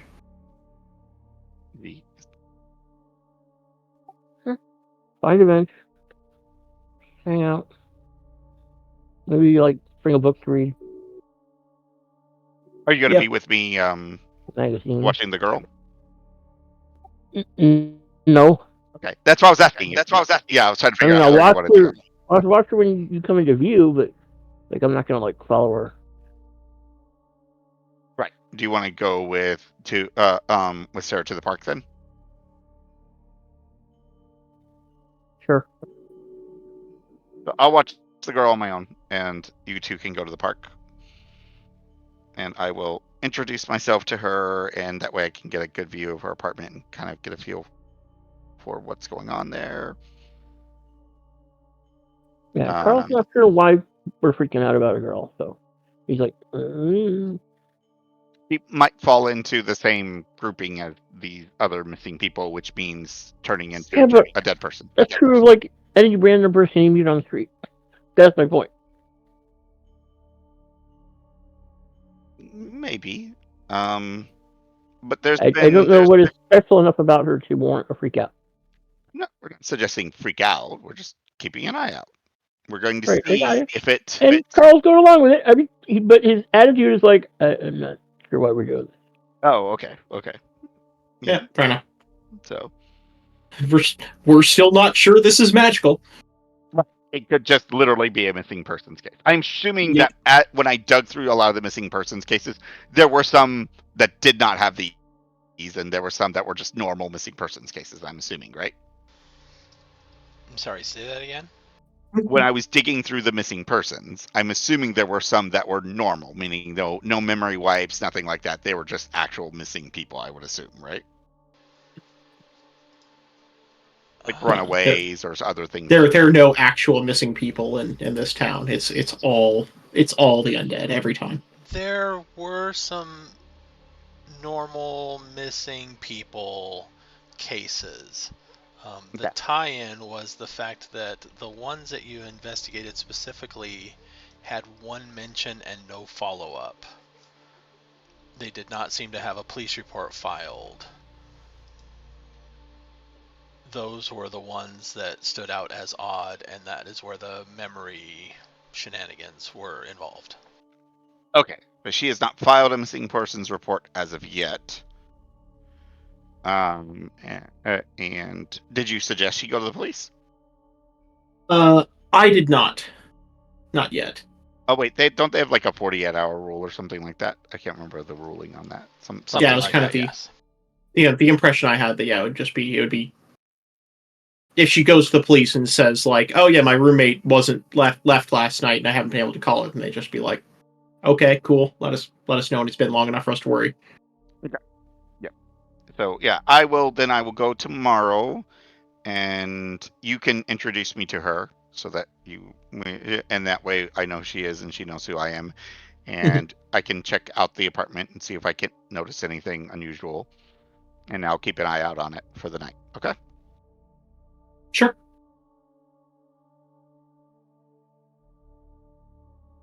All right. I think we got a plan. I don't know what you guys are going to bring for your trip, but you've got a friend there to help you out, so I think you'll be fine. I'm going to be relying entirely on my ability to tell things not to kill me. Yeah. And Carl can just kill things, so it works out. Exactly. So as the meeting closes and everybody goes back to where they are or want to be, I will take this moment to remind everybody about the forum. There has been a new post that may or may not be relevant.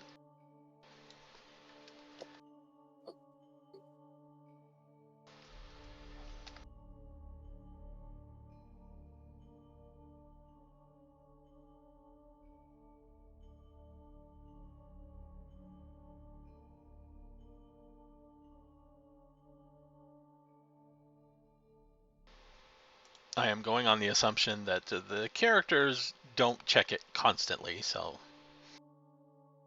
Mm-hmm. But speaking of missing persons and things, it might trigger that, hey, maybe I should see if anything's going on over there too. Oh boy, someone's going to burn down Fortutech.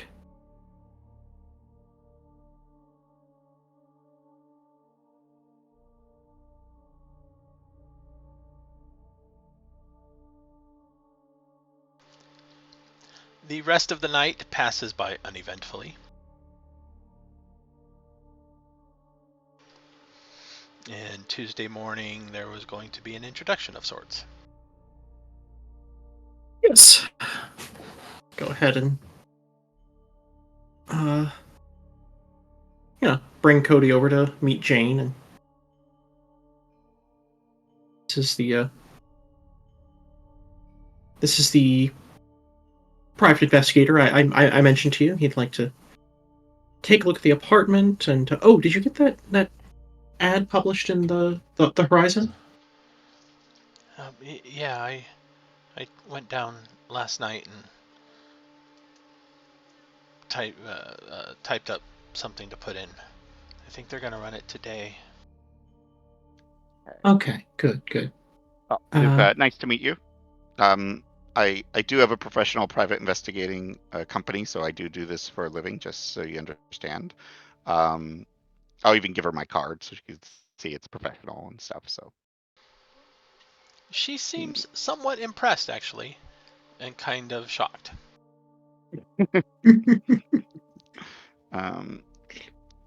And I'll do pull out the official notebook, even though she would never be able to understand my notes, and kind of go over the normal ones that like last time she saw her and things like that. Which I think I already got for the movie theater, right? That was the last time she actually saw her. Yeah. Okay. Or no, I mean she saw her in the apartment that night, right? Well, yes, the last time awake anyway, I guess. was in the movie theater. Then she went home, said she wasn't feeling well, and when Jane arrived home that night, she was in the apartment in bed. Okay, so she didn't talk to her. She was just in bed. Right. She knew, but she saw her in the bed. Yes. But in the morning, she was not there. Correct. Okay. What time in the morning did she wake up to notice that she was gone? 6. Okay, so fairly early. What time at night did you get home? I got home at 11. And you went to bed at what time? Maybe midnight. I don't know. I brought Virginia in a glass of water. It's still sitting on the stand next to her bed. She didn't seem to have drink. a fever. So you did touch her, like you actually like checked her out? Yeah, basics. Okay. She wasn't looking pale, sweaty, or anything like that, right? You didn't notice any signs of being sick? I don't know if she looked any. It was dark, but she wasn't really sweaty. Okay. All right. Did she look like she was had any harsh breathing, any breathing problems, or anything like that? No. Aries, I'm just going through the same. These are just standard questions. It's more of, maybe she was sick enough that she might have gone to the doctor or a hospital or something like that at a later time. That's all I would like to check. That's all. But no symptoms. Interesting. Do you mind if I take a look in her room? No, go right ahead. Okay. So I will poke around and see if I can't find some sign of like her like packing up, some sign of her what she might have taken, anything like that. You can give me a.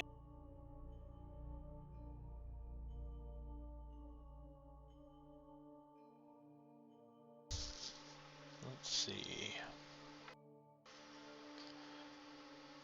Perception. What do you think would be the best for an investigative roll? Just another alertness? Or do you think something else would be... Oh, investigation is? It's yeah. I was looking for... Give me... Actually, give me an intelligence investigation. Okay. They're the same. So difficulty 6. Me, so. Okay, so 7 dice. Got any specializations? My intelligence. Oh yeah, that's right. You get specializations for that. No, it's like book smart or something that's not useful here. Okay. So yeah.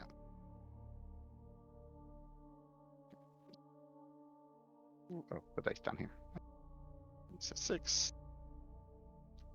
I can use a point of willpower. I don't want to fail on this, and I want to make sure that I find. I want to see if I can't really, really focus on this. My brain. I need to focus. Oh wait, I do have. To be fair, I have to roll the nightmare thing. I haven't rolled that yet. Well, there's no monsters here yet. Yeah, I know. That's yeah, but that's a nightly thing normally, right? Technically, or no? Yes. Okay. It was straight. It's just a straight willpower 7. Willpower difficulty 7. Yeah. I think we did it like difficulty 9 or something after we witnessed some really awful stuff previously, but don't really just 7. Wow. Okay. I had a rough night. You sure did.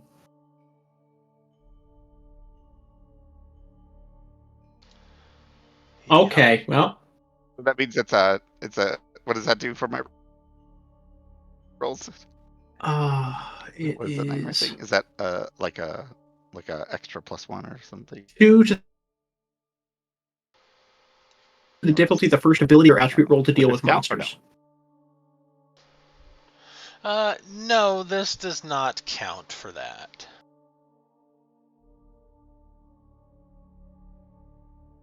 Because I don't know it's monsters at the moment, and as of right now, I have not seen any sign of that. It just could be a runaway kid or something like that. But it's possible I'm suspecting it at the very least because of the missing kids.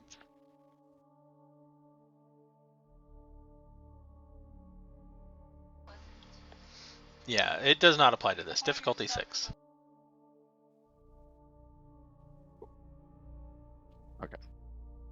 Can't get it out of the way that easily, huh?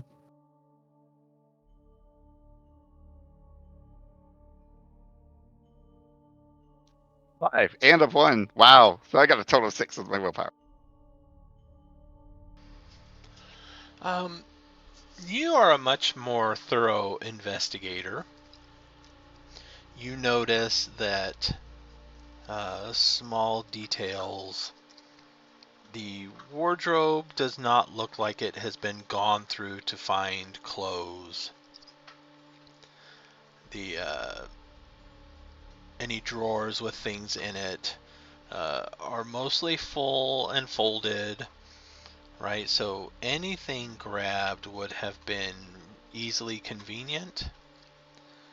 The shoes, however, are still there, and inside the closet there's still a few more pairs of shoes, and Jane will verify that those are the only shoes she knows that Virginia owned. I will ask her real quick. Then I will ask her when she checked on her in the bed. What was she wearing? Was she wearing the clothes she was out with, or does she have pajamas or something? She has pajamas? Was she wearing them that night? Yes. Okay. Yeah, And the I'll clothes get her. we went Yeah. out with, she points, they're still hanging over the edge of a desk chair. Are the pajamas Mitch. that she was wearing that night here? No. Okay. Interesting. Okay, keep on going then. Anything else? No, that's it. From what you can tell, it's not like anything was sought after or gone through in a rush or anything like that. The bed looks like it had been slept in. Disturbed But like a was it normal... made? No. It is still left unmade. So as far as you can tell, right, normally if you're going to get dressed and you're looking for something to wear, you're at least going to be sliding things around in the closet and in the drawers and Right. moving things around. Nothing looks like that had happened. So presumably was her house keys? Yeah, did she have her house keys, or were her house keys missing, or did her she keys are missing and her phone was gone. I will after this. When she got home, was the door locked? When I got home, yes. So she did know to lock the door. Interesting. Okay, but so the phone is gone, the keys are gone, but no shoes. And left in her pajamas. Yeah, left in her pajamas. It's kind of weird. Was she on any medication? I know this might be private, but that you're at least aware of. Did she have any does she have any family in the area, or is she from out of town? No, her family's out of town. And any medication? I'll check the actual bathroom to see if there's any medication or anything like that I find as well, or no? Nothing out of the ordinary. Nothing that you wouldn't expect to find. Nothing that I would suspect would be like a psychological issue Yeah. or anything like that. Okay, I see. The sort of normal pain medicines and things like that. Got it. Okay. Rubbing alcohol, ibuprofen, maybe some sleeping pills or something. Yeah. Okay. Interesting. And how was she in school? Was she a good student? Yeah. What kind of degree was she going for? She named something. Okay, fair enough. Okay. Undeclared. What year was she in? Do you know? Second year. Okay, so still early. Was she on loans, or is this like her parents were paying for it? Did she ever mention? No, I don't think she has. Okay. Was she working or just full-time student? She's a full-time student. Okay, so no job. Tricky. Any boyfriend or anything like that? Not that I know of.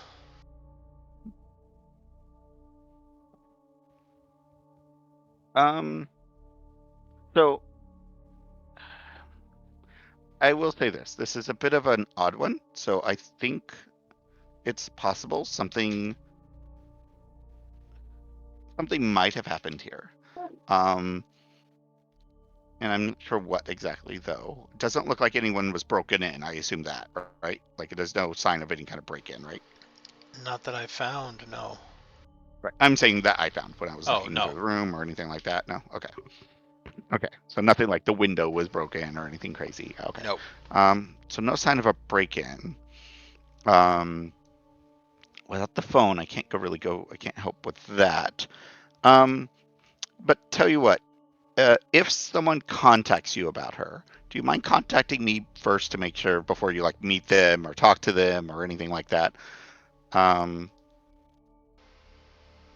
Okay. Yeah, I would like to. That way, I can just sort of make sure they're not someone trying to take advantage of the situation. Sure. Because sadly, there's a bunch of creeps out there who will try to take advantage when they see a missing person, try to act like they know something just to trick other people and things like that. So you have to be real careful with that kind of thing. But yeah, just call that number if someone calls you to meet them or anything like that, or about or claims they have information on your friend or anything like that. Okay, call me first before you go anything. Okay. And once the 48-hour time limit of her missing goes, we can file an actual official police report. But I'll do my best to see if I can't locate her before that. Okay?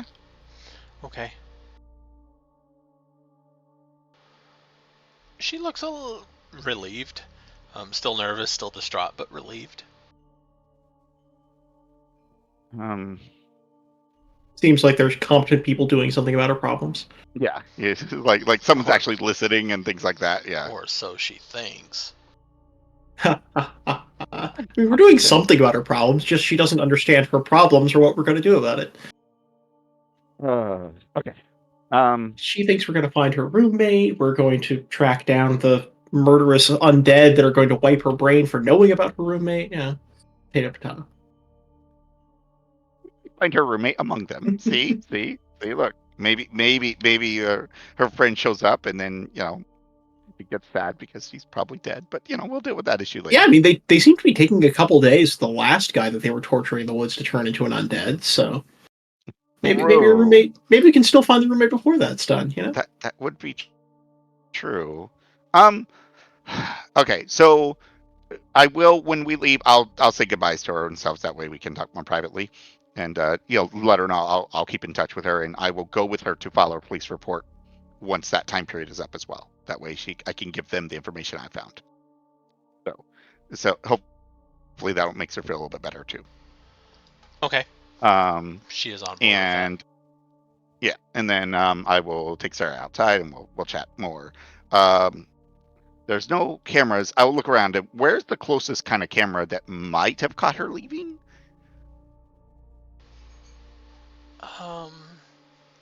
Probably a street corner, one of the traffic cameras, maybe. Okay, which I might not get access to, but I might be able to call in a favor with my friend since I've been talking to him a lot. Okay, but nothing. There's nothing on campus that looks like it would have caught this. No. Okay. Interesting. Terrible security. You know that, right? Your school has terrible security. I'm just letting you know. Yeah, maybe they like it this way. I mean, it's not like grainy footage is going to be very super helpful, but fine. Yeah, it's gotten us places before. Where would be like the nearest bus stop that if she were to take the bus, where would the nearest bus stop have been? Was it kind of close? I would imagine it's a dorm, so I would imagine there's probably one fairly close. Yeah, there's a couple that are fairly close. The red lines pretty much are the main straight shot bus route, the perimeter bus routes. Oh, right. So Yeah, it's I really remember close that. Yeah. to one there. And which could put her anywhere after that. Oh boy. It's gonna be tricky. I mean, we could check with whichever bus driver was making the rounds that night. You know, was there did a girl wearing pajamas and no Wearing shoes pajamas get on with at no some shoes. point? Yeah, Yeah, you know, you might remember it that is one. fairly memorable. That would be agreed.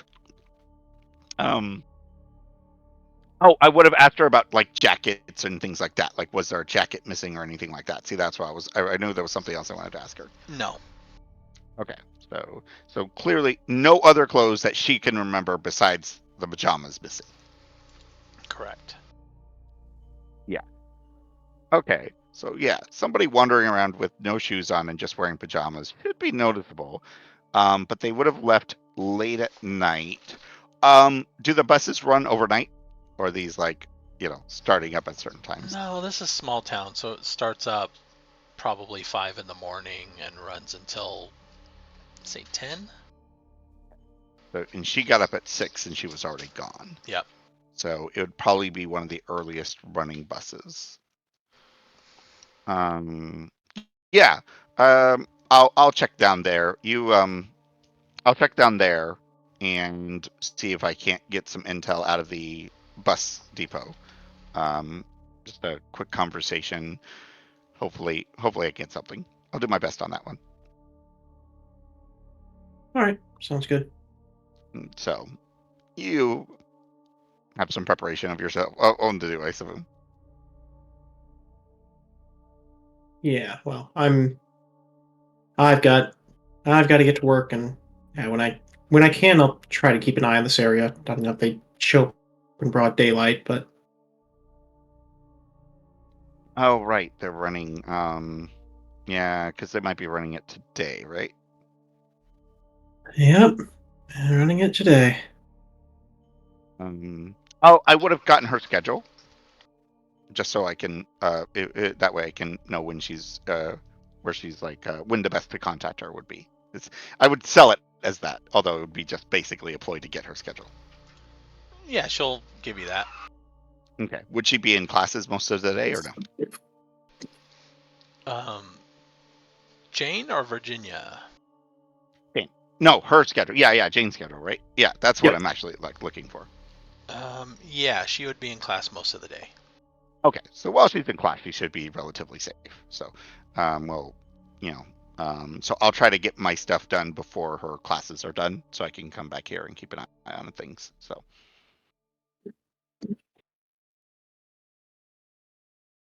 Yeah.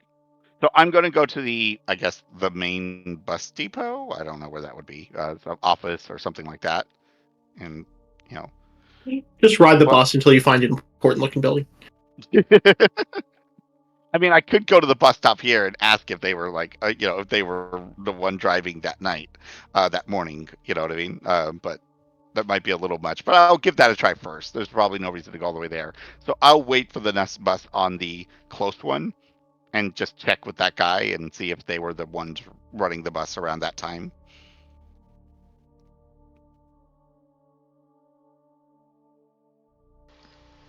Let's see here.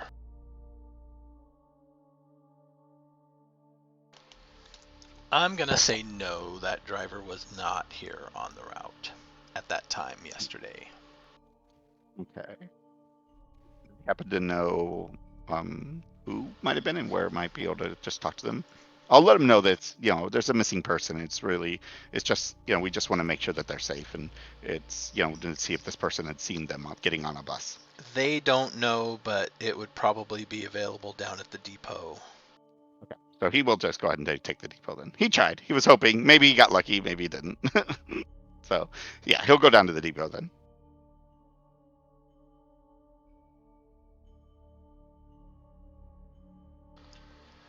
All right, Carl, around 10 o'clock. This is the day we're supposed to be walking in the park? Yes, this is Tuesday morning. Oh, you mean Tuesday morning? Okay, same day. Okay.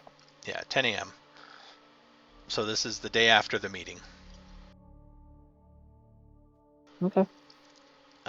A kind of nice black SUV pulls into the parking lot, and a couple people get out and walk into the building of Sean's apartment.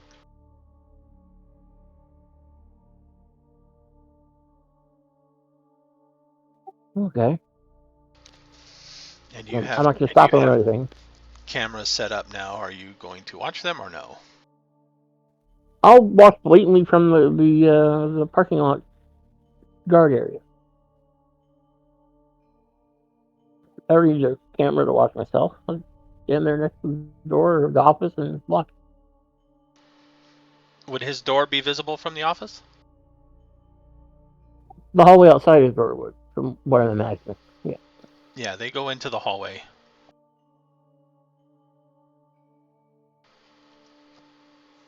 And if you can see it all, they seem to looks like they produce a key and open the door and walk in to his apartment.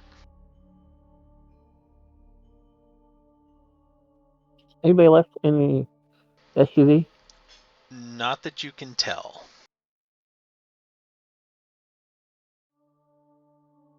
Okay. No to his license plate, probably on the camera stuff. I'd hang out there and wait. They seem to be in there for quite a while.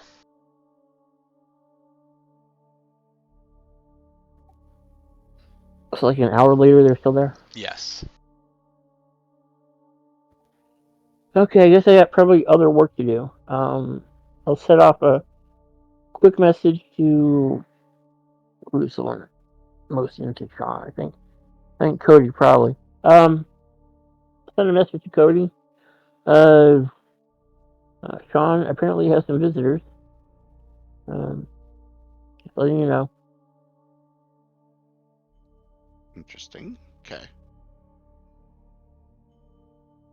And then I get back to work. Throughout the day, probably an hour later, an unmarked U-Haul style truck pulls up, and several people start to carry like a couch-sized crate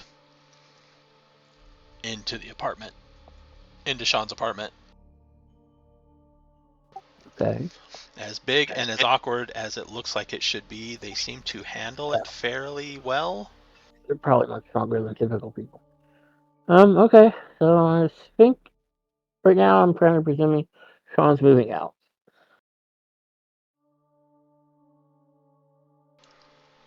Yep, you can presume that. And then probably, what time would you start getting ready for this park expedition or your part of it? It probably wouldn't be until 5 or 6. Okay. At that time, the truck is gone. A few other things have shown up, and as far as you can tell, stuff has been put into the apartment, not removed from the apartment. Okay. Well, not the kind of landlord that sticks his nose into things. And then probably about 4 o'clock, the two people originally walk out, get in the SUV, and leave. Okay. Right. Keep an eye on the apartment, but otherwise go about my business. Okay.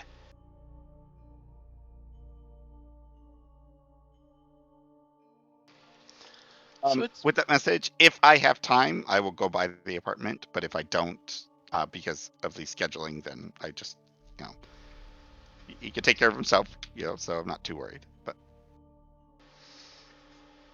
you tell me if you have time. Well, it depends on. Remember, I had the girl schedule, so it depends on if I can finish the conversation with the bus depot.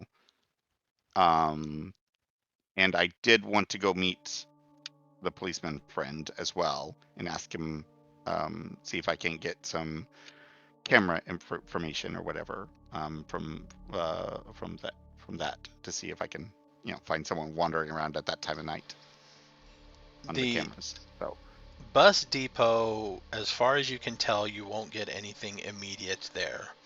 They tell you they'll have to look into schedules and all of that stuff. So that will take some time. They are very vague as to how much time it might take.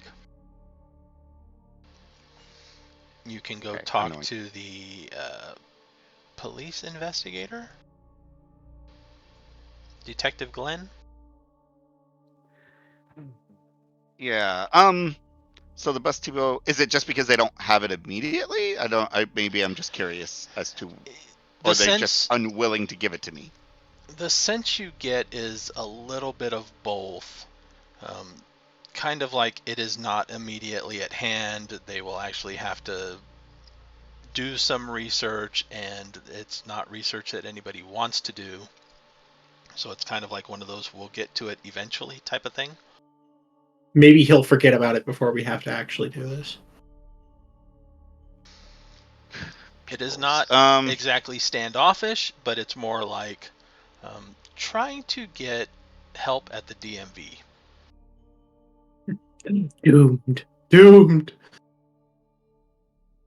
Okay. Oh, grease palms here, but it sounds inappropriate. I don't know if they'd be open to that, or if they would be, like, yeah, you're trying to bribe me now. Okay, so how moralistic do they seem? do I feel like if I gave them an extra incentive, they'd be more likely to do it?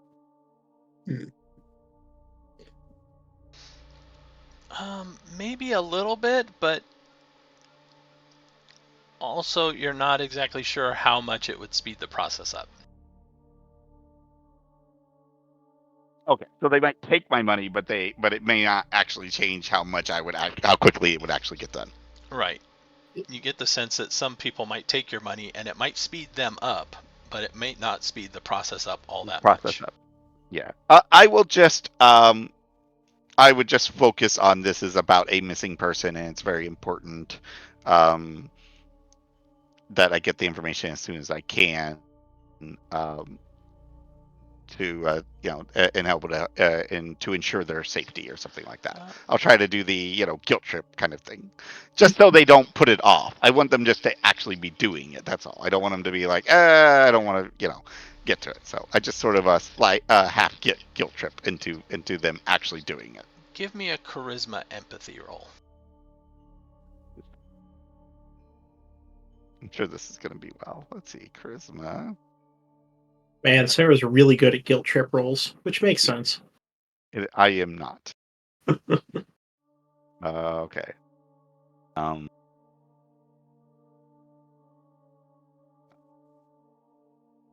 can use another point of willpower on this, right? Yep. I will do so. Yes. You can use as much willpower as you want. That's fine. Because I almost never use it. So it's like, you know what? I need to start using it more often. I use it all the time. It's wonderful. Well, because I have my other thing, so I don't really have to use it nearly as much. Mm-hmm. Right, yeah, because you can't use it while you're... Yeah. Oh, I get a 1 at least because of the willpower, so. All right. You get the sense that with the extra, it's a missing person and it's safety related, they will try to have the information you requested by tomorrow morning.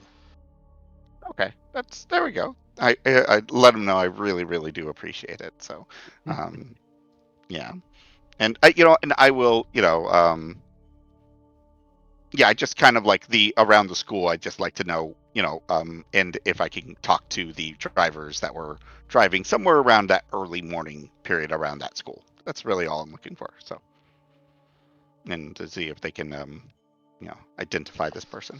That might be a little harder to arrange, but they will try to get you at best those drivers' routes and schedules. That would be acceptable, right? Because I could just pop on a bus and so on. I know where they're at. Okay, I'll take it. And then I will go to. Yeah, I'll go to the police station. I'm assuming that didn't take too long then, because it No, sounds like that- just a conversation. Yeah, so I'll go to the police station. Well, I'll call him first to see if he's on duty.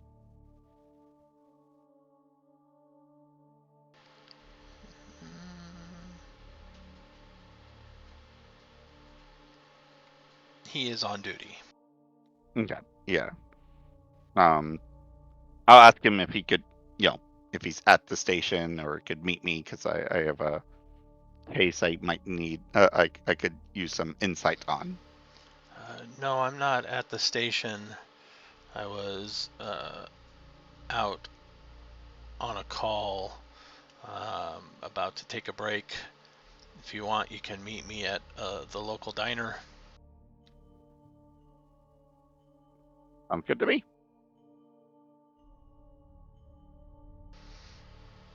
And it's not I'll too meet far him. away. Yeah, sounds good.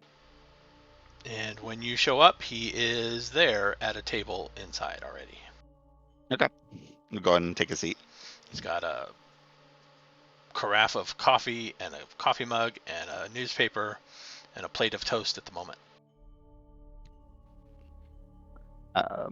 So yeah, I was like, I have a bit of a strange missing persons case. It hasn't hit the 48-hour mark, but I'm getting the feeling it's going to. And it appears the girl wandered out of her dorm room in her pajamas with no shoes on. He folds his paper and sets it down.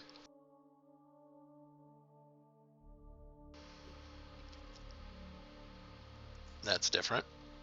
Yeah, I agree. There's no sign of any mental issues or anything like that. No medications that would seemingly cause such a behavior. The roommate says that she wasn't feeling well the night before, went to sleep early. She checked on her around midnight and she was asleep, so she didn't wake her up or anything, but she seemed okay. No major issues there or anything. Like she didn't have a fever or anything like that. But when she woke up around 6 in the morning, she was gone. And she wasn't wearing any of her shoes.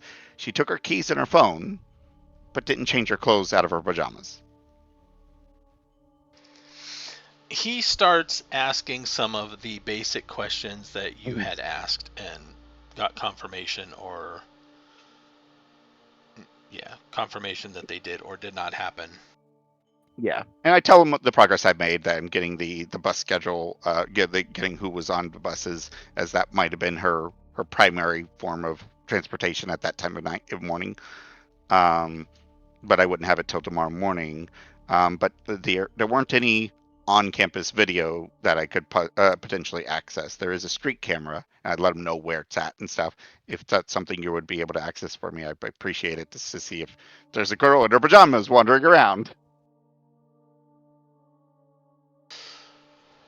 Luckily, at at like 5 or 6 a.m., there probably isn't too many people out and about anyway. So whoever's out there is probably her. But just give me an idea of which direction she might have been wandering, what kind, maybe if she was stumbling or if she looked odd, things like that. So That is possibly something we can get. However, it may pose a few too many questions as to why we need it without an official case. I understand that. That's I was going to have her come tomorrow, because I think tomorrow would hit the 48-hour mark, right? If my math is right. And she was going to fill out an official police report on it. He nods. Yeah, even with an official report, getting access to traffic cameras is not the easiest thing to do. You would need more like evidence of an actual crime that they would be needing to see it and stuff. Yeah, otherwise it sits in the procedural bureaucracy for weeks, months perhaps. Okay. So that's gonna be tricky. Okay. So the bus people are probably the better option in that case. I will. No, I'm not going to say anything. And he seems to get very, very guarded and careful, but he pulls over a napkin and pulls out a pen from a pocket and starts to write a few things on it. Okay.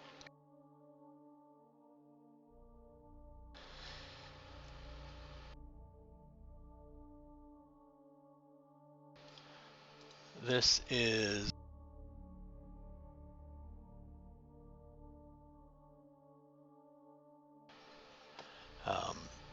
contact information for Ingrid. She works at whichever department it would be that handles the traffic cameras, which might actually be a part of The DMV or something. yeah, or the local Transportation. Department of Transportation or whatever. The mayor's office. If you can find some way to convince her, she would be the one to go to. She is probably a bit more easygoing than any of the other people that work in that department. I can't advise you to. Understood. I get it. Who generally works? The cases that I found with the other kids, right? Were they weren't filed within the city, or were they? They were filed within the city as well. Which other cases? The ones with the mind wiped kids. None of them had police reports. Oh, that's right. It was all a single ad in the paper that was not followed up on after that.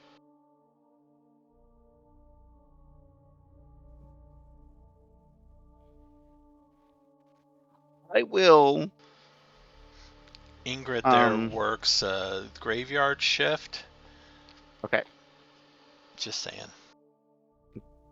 Okay, appreciate it. I'll see what I can do with that. I found a concerning trend in some missing persons.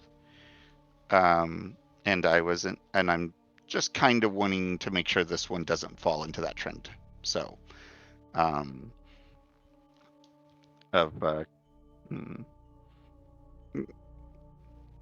it's just a strange occurrence. I'll keep it at that. At the moment. So, most of them are older and not likely to be found, sadly, by now, because we know how that works out. He nods.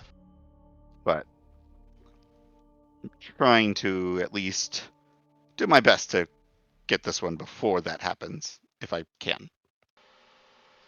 Well, if you need assistance, I would be happy to assist to the best of my capability, which may or may not involve professionally. Understood. Well, she has put something out in the local paper now, just to get anyone who might have information on her. So we'll start with that and see if we get any takers on that. I told her to call me though, because people get weird sometimes with when you put an ad like that in the paper. So before she meets anybody or anything like that, I'd rather be there with her just to make sure no one tries something foolish because of it. So he picks up the paper and starts to open it and starts to go through it, but quickly you both realize that this is the Sunrise Daily. Yeah, it's the other the one. College paper. Yeah, it's the college one. Since she was a college student, I think she thought most likely it would be someone from there that might have noticed her. since she was on college campus. So, or a friend who something. But she didn't really have family here. Didn't have a boyfriend here. So her friend circle was pretty much all her connections, and none of them Got it. know anything. So, well, we can only hope that this was just a weird stress related breakdown, but I'm not sure yet. So, but it is a weird one. So, Understood. yeah, I just want to find her safe if I can. Good luck. Thank you. Yeah, I will keep in touch. Let you know. So, Yeah, hang in there. My break's just about done, so be safe out there. thank you. You too. And he All right. swigs the rest of his coffee and eats the last of his toast really quick. So I think, given her schedule, I should still have time to go by the apartment, Yes. Sean's apartment, because they're both close to campus anyway, so it shouldn't be too bad. So, Her apartment is up there, okay. and Sean lives down not terribly far. Yeah. So basically on the other side of old downtown. Okay, got it. Yeah. In the community college. Okay. But it would So I just probably have to be go on your way from where you are now. there. Got it. Okay. Yeah, because it was probably in that area. Okay, fair enough. Yeah, so I'll swing by the apartment. Okay. More out of curiosity. Would that be during when they're like moving stuff or whatever? No, this would be after they are finished.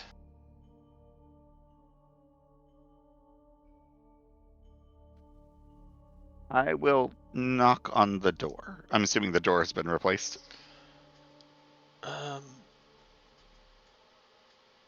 The door looks like every other door in the hallway. Okay. Which it The did not before, because I believe it was still damaged last time we saw, right? Carl had replaced the door. Oh, Carl did. Okay. So, yeah, I'll just knock on it. There is no answer. The lock itself looks a little more sophisticated. Okay. So now I've changed the locks. And the door, because of your memory, sounds differently when you knock.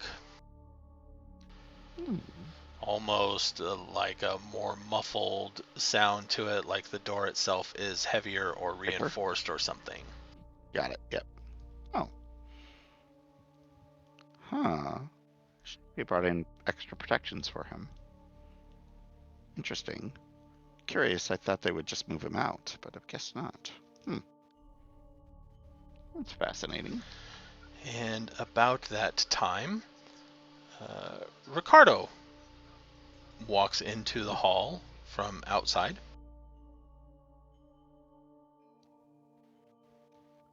I give him a nod. Hey! He stops for a minute, seems to think. Cameron? Cody. What brings you here? Noticed there was some excitement around the apartment. Yes, I was informed that it is now safe to come back home. Yeah, this door looks a little more solid than it was before. He fishes into his pocket and pulls out a key with a key ring and a white paper tag that says ready on it that you can quickly see as he is fishing it in there. And then as he turns the key, something else has to happen, and he seems to touch the side of the key of the lock itself. Mm-hmm. And then you hear a click of some sort. And then he turns the key more, and it turns more, and then he walks in, opens the door, walks in. Glancing in, do I notice any major significant differences? You notice that there is some furniture in the front room that was not there previously. The floors have all been cleaned. And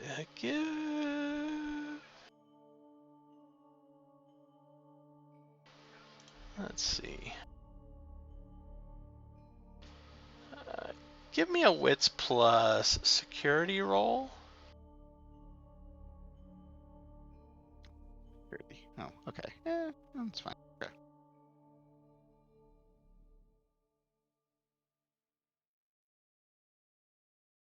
No. I'm not doing good on this one. Okay. It's just I was distracted furniture. by the door. It was fancy furniture. I was distracted by it. That's really nice furniture.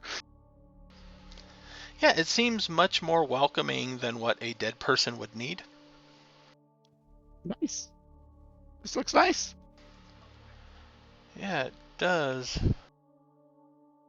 I'm assuming that they told you of any things that you should be concerned about. He seems to be looking around, nodding every once in a while when he looks at something that you can't see the significance of. At that moment, yeah. Okay, fair enough. I guess there's no harm. You can come in if you would like. Sure. You notice that the window, the one window that would face outside, Hallway has been definitely made sure that no sunlight can get through it. I see. Okay. I'm assuming it's probably reinforced as well. Yep. Wow. They cleaned up at least. That's good. Yeah, that is good. Seems safer in here for him as well. Yep, I think tonight I will let him know that it is safe to come back when he is ready. He walks to the hall to another doorway leading further in, opens it up a crack, and kind of sticks his head in briefly, and then comes out, shuts the door again. Yeah, I'll glance around like what I can see, which is like the kitchen and things like that. Anything significantly different? It seems more lived in than it did the first time you showed up. Right. The first time you showed up, it was college, bachelor, very Spartan with a ton of empty food containers that, well, not empty, they were mostly full because they couldn't be eaten. Oh. Now it actually looks like it is that people live here, not just a college bachelor. There are some dishes around. There's comfortable furniture. Not a whole lot still, but it's more welcoming. Like if you were to entertain guests, it would be more welcoming for that. Okay. It does not look like somebody lives here that does not want to ever have anybody over. Okay. I will look at Ricardo. I'm going to assume that coming over here uninvited would be a bad thing at this point, correct? Specify. Meaning that if there are more uninvited guests, there are other protections within the apartment? He kind of looks around and walks over to a planter that's kind of nearby the door and peeks down into it. Yeah, I would say that. All right. As long as you're, make sure that you and him are very aware of all the things so that, you know what to do in an emergency situation. And if we come to help, we'll be obviously more cautious. We don't want to get caught up in anything. That would be wise. Yeah, that's what I expected. So I wouldn't ask about all the things. I just wanted to make sure that that's the case. So that's all. So, He nods. Hopefully, Yeah, hopefully we don't ever have to use them again, but, Yeah, that was still weird. Yeah, we're still working on that as to the why. So, but yeah, but hopefully the damage done to them they'll rethink that option a second time. Yeah, I would hope so. And as he says that, it looks like he is getting ready to once again leave. Yep. All right. Well, hopefully he'll feel safer now. So, is he doing okay? Like Oh yes, emotionally? he's doing. He re-enrolled in. Well, I guess he never actually unenrolled. He started going back to school last week. Good for him. I'm glad to hear it. So, um, I know that kind of experience can throw people off sometimes. He tilts his head at you. Doesn't actually say anything, but watches you kind of like, do you really think that? Or To be fair, he only vaguely remembers the very beginning of the events and the notice that Carl has. He still doesn't actually remember what happened, which is like he knows something happened and someone broke in. Like vaguely, and he has to keep looking at that stupid message to remind himself of exactly what happened every single time he says it. So he's mad about it. yeah, he kind of watches your expression, and I don't know if I should say this, but what he is now doesn't get put off. Oh, right. He's probably got in a different emotional state, I assume. Yeah. Okay, that's fair. Mm. So it was not it didn't really impact him in the same way like it would impact a normal person, other people. Right. Fair enough. Okay, well I'm glad that he's at least going back to school, and that has not deterred him from furthering his education. I don't know how much longer he will do it because it's frankly unnecessary at this point. Uh, Mostly just for appearances, but he seems to want to keep up the appearances, so. Does he has he lost the, I guess you could say, the will to learn new things?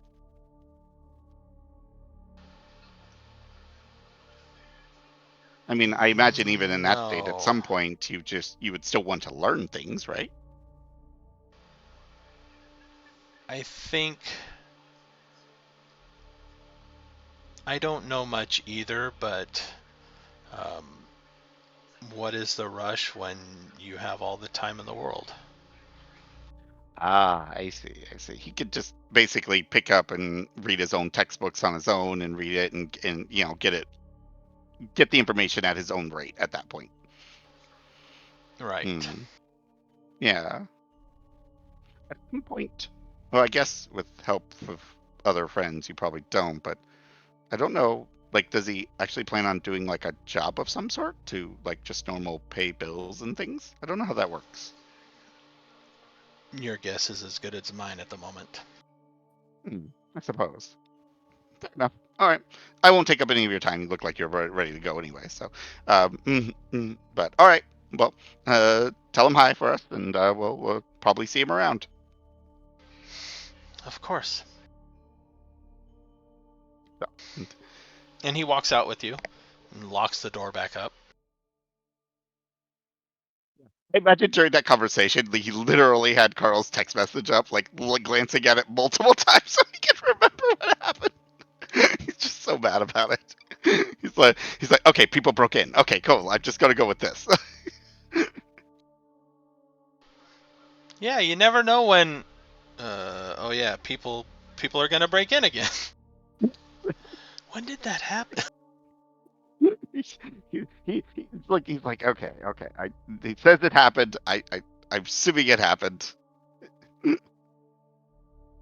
And for him, because of his weird memory, he knows he has a hole, which I think bothers him the most. Mm-hmm. He has a hole there, and it absolutely, like, most people probably wouldn't notice it because they don't remember everything. He remembers everything. This hole is driving him nutty.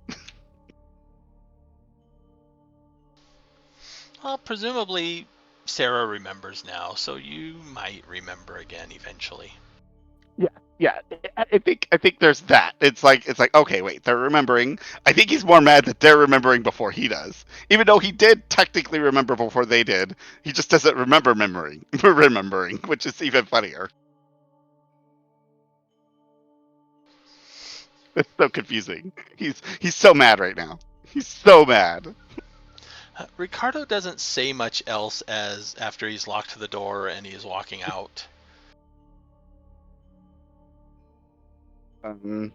Yeah, I will say bye to him, but I'll go to Carl. I'm assuming Carl is in his office at the moment. Or nearby. I'll find Carl. Carl!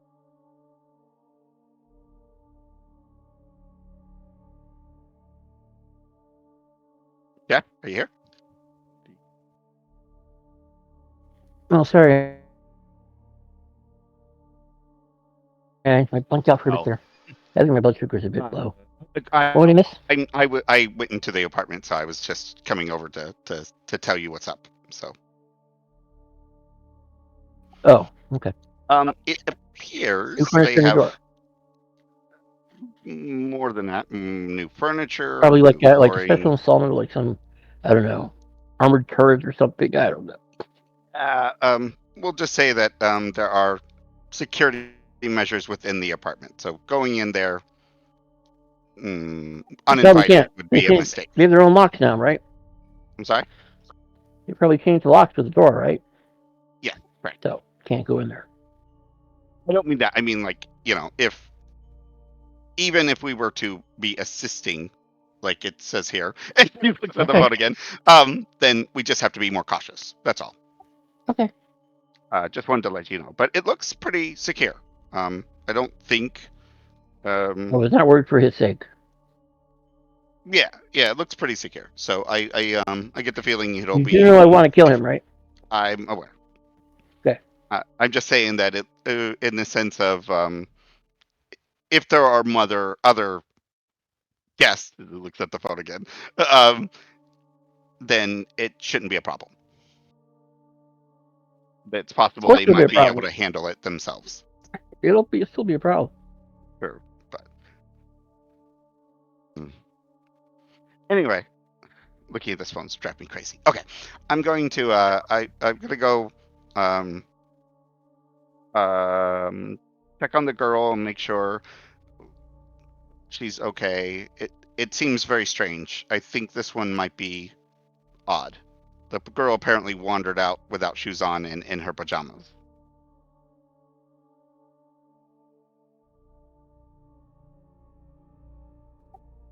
Okay.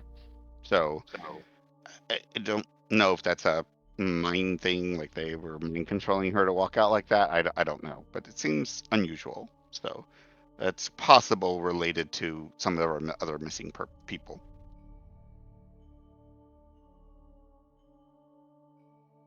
It's possible that he's getting turned into a dead person right now.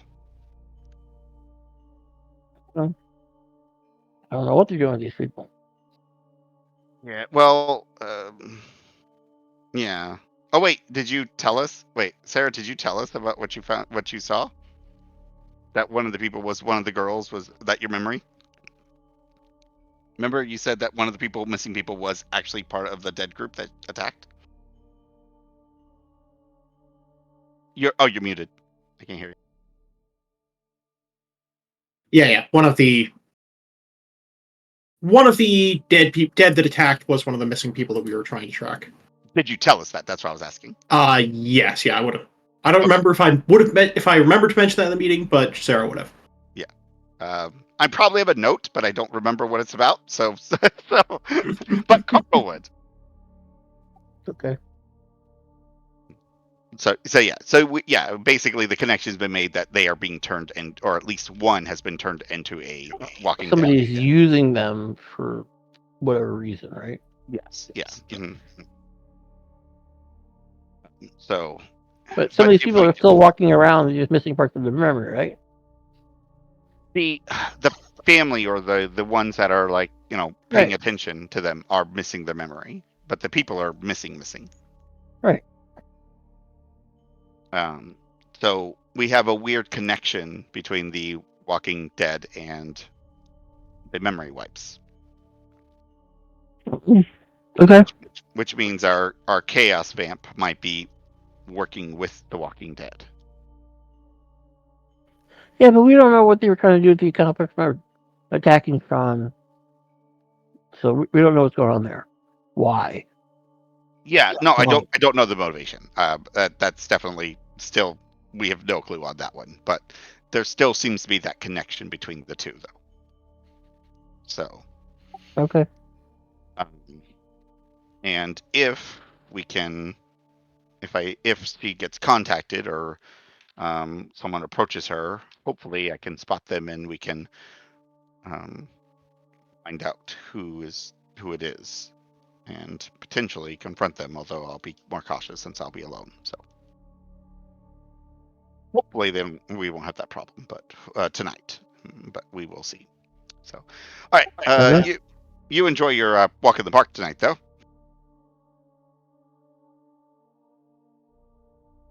Well, that's the plan. Yep. Yep. And now Lena Lee. Um, where is it? If it's still a good 2 or 3 hours before she gets out of her classes, I might just go ahead and go to my office and take a quick nap because I'll be up all night, and then I'll head out. So It's probably an hour or so. I'll nap in his car and just set an alarm on his phone.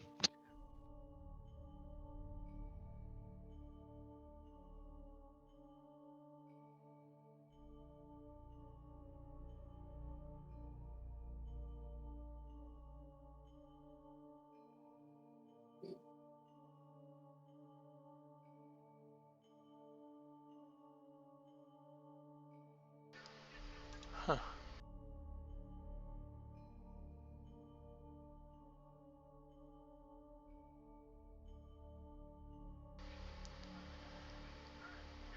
I'll be right back.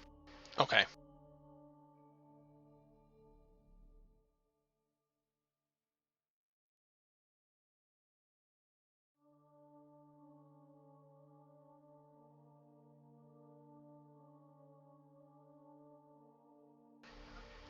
All right. Does anybody else have any more preparations before Cody talks to the girl?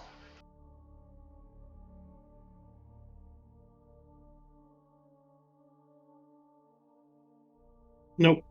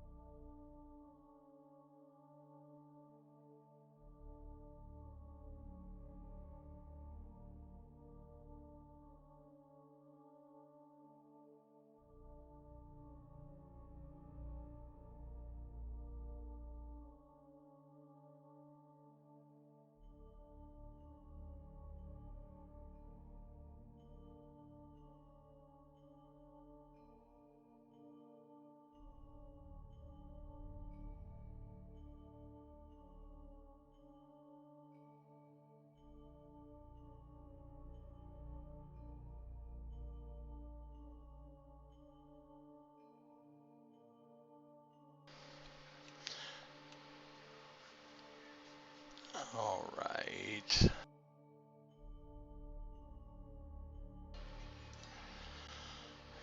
In that case,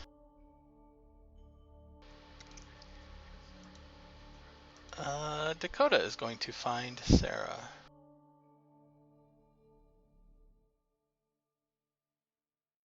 All right. About time? Not yet. But I wanted to answer any questions you might have.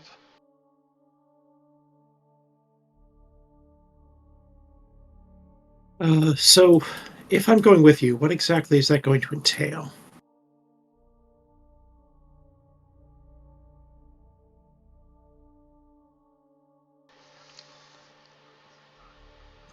You will be... This is hard to describe. It is sort of a mirror to this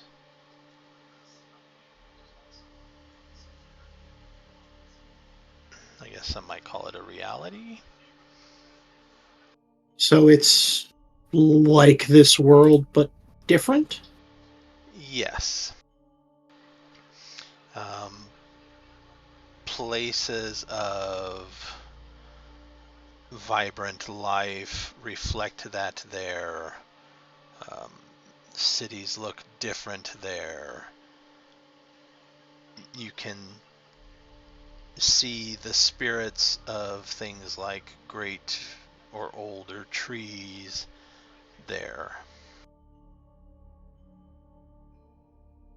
Things have weight according to their age and their meaning rather than just their size. Something like that, yes. All right, But and it what? also reflects corruption and prosperity. And what do I need to be afraid of there, concerned about there?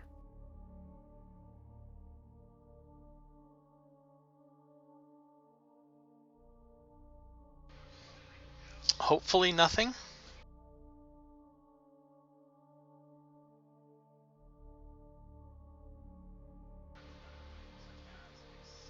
Practically everything.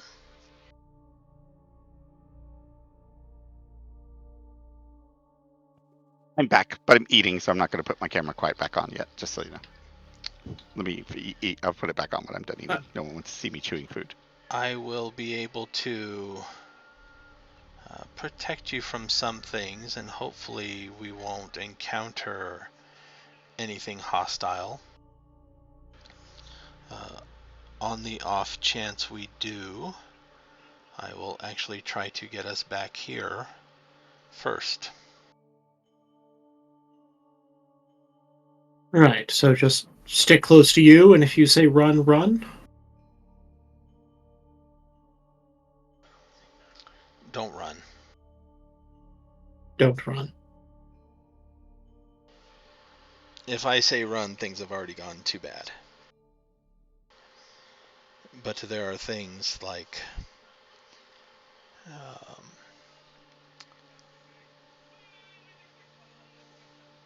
the nature of a dog to chase a ball when thrown.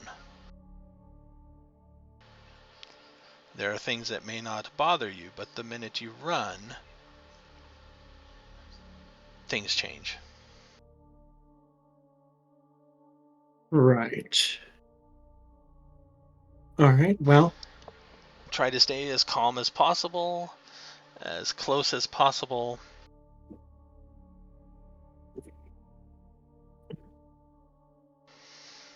I don't know what we will find there. I don't know what you wish to look for there. What are you looking for there? It's your job to keep the balance, right? So what would be a threat to that?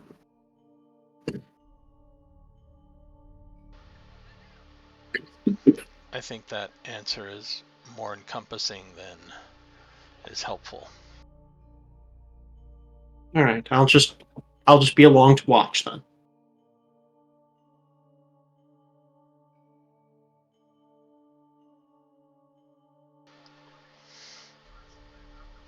Cody, you get to her apartment. Yep. Or are you gonna go to the campus and meet her there? Yeah. I would follow her from like when she gets out of class. I would follow her basically. At a Does distance, she or have are you her? gonna meet her and follow her?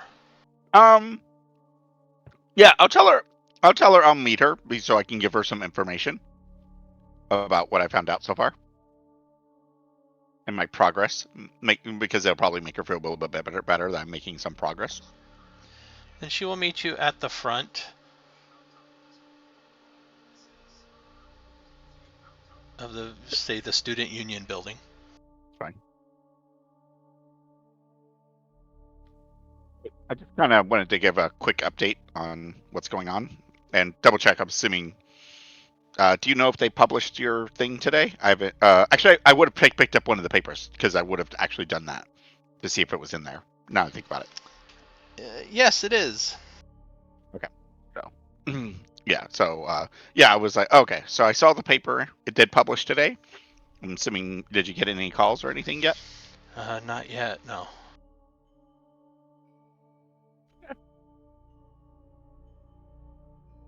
Well, I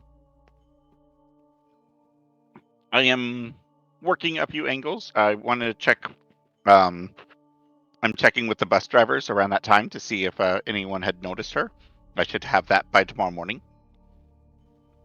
And then I did talk to a friend of mine from the police station. Not much they can do yet until we file an official report. But they gave me a couple leads to follow up on, so I'm still working on it. Just wanted to let you know that I'm doing what I can. Thank you. I don't know if I can say that enough. I understand. It can be a shock, especially with somebody that you don't, that doesn't seem to have a reason to run away on their own or anything like that. Yeah, I still can't wrap my head around it.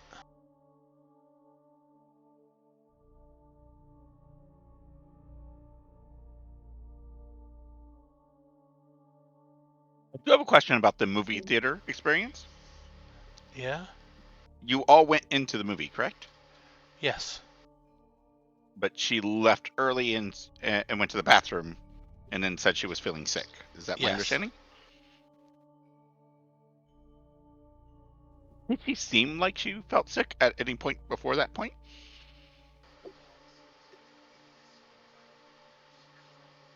I don't think so. Okay. She didn't say anything that I remember before then. Mm-hmm. I mean, we she had wasn't just acting sick, like we had just had dinner, though. Maybe she ate something that disagreed with her. Really? Okay. Okay. But nothing that you saw was noticeable, right? Right. Okay. So her bathroom trip was just seemingly a normal bathroom trip. I thought so. Okay. Was the trip itself unusual? Meaning, is she the type that normally doesn't, goes to the bathroom before a movie so she doesn't miss anything, or is this?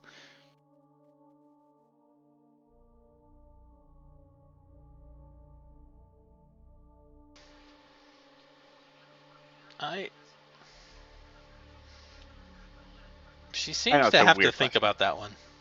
Yeah, I know it's a weird question. Yeah, I don't think normally wait till after the movie's finished. Okay. Or before? Right. So it's not the bathroom trip in the middle would be a tad unusual. Yeah, I mean it wasn't unusual when she said she wasn't feeling that well. Right. Which that made it make more sense. Okay. Interesting. Okay. I am just trying to put some pieces together. That's all. Better, but good to get a good timeline of her events. Yeah, I wouldn't have thought of that. Okay.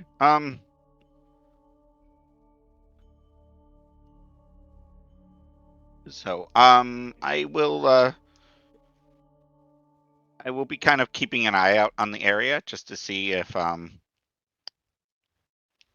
maybe she, wanders back in this area or something tonight, just so you know, in case you see my car. It's just more of a me kind of looking around, seeing if I can't spot her trail, especially early in the morning. I kind of want to see how many people are out about and maybe who was about. And it's possible if somebody who was, travels normally that early in the morning might have seen her. So. Okay. So just so you know, but I'll be in the area. So if someone calls in the middle of the night or something strange like that, give me a call. I'll be close by. Got it? Okay. Do you mind if I just thought of this. We have call forwarding. Did you want to forward your calls to my phone? You wanted me to call you first. Would that help?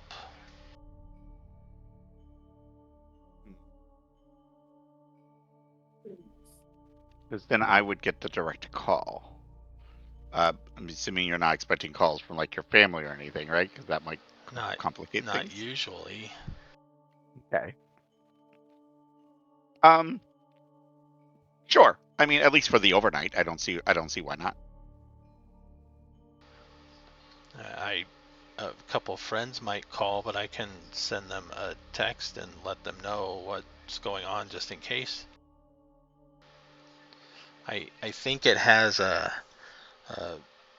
code to push if the person calling knows it and wants to skip it. I think I'll have to look at that. Just tell me the names of the ones you are normally people that you would expect to call, and that way, at least when I answer and they tell me who they are, then I'll know it's one of your actual friends or whatever, and I can let you know or whatever we need to do. Okay. She does. She tells you right there a list of like 4 different names. Friends who might call. Okay, yeah. Fair enough. Okay. All right, but yeah, you want to do that for overnight? I'm okay with that. Yeah. I have the booklet in the apartment, so I'll have to look and see what I have to do. Okay. Yeah, if you're not sure, don't worry about it. Just then let me know. We'll just go with the original plan if it's not feasible. But it's a good idea. Good job. Good thought. Thank you. Anything to help find Virginia faster. Yeah, and I told my friend at the police station we can go down tomorrow and do an official report because by then it would be the 48 hours. So Oh, good. I think we'd have to do it in the evening, but yeah, basically it's fine. I don't know how my brain. It's my brain not working. I would he would obviously know if tomorrow would be okay, but I can't. I honestly my brain isn't working, so I can't do math. I don't know how many days have passed. I don't. I don't know if they tracked down to the minute or not, but the last I saw her was in the morning, yesterday morning.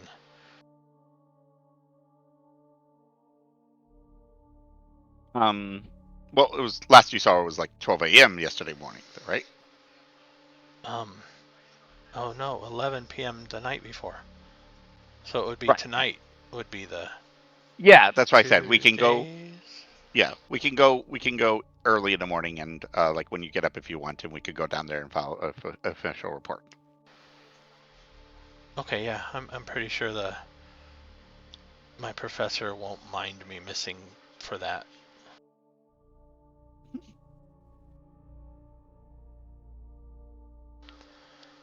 Yeah, I'm sure. Professor Conway can assist in talking to that professor if there's some concerns. And you get to her apartment. So, but yep, just you set that up. Let me know if any problems with it, and just get some sleep. Will probably be a busy day tomorrow. She seems to stop and debate for a moment, and then wait here a moment. And she goes inside, and a few minutes later, she comes out with a key. Oh, just in case. Yeah, just in case. You said you're going to keep an eye out if it matters. Yeah, just in case.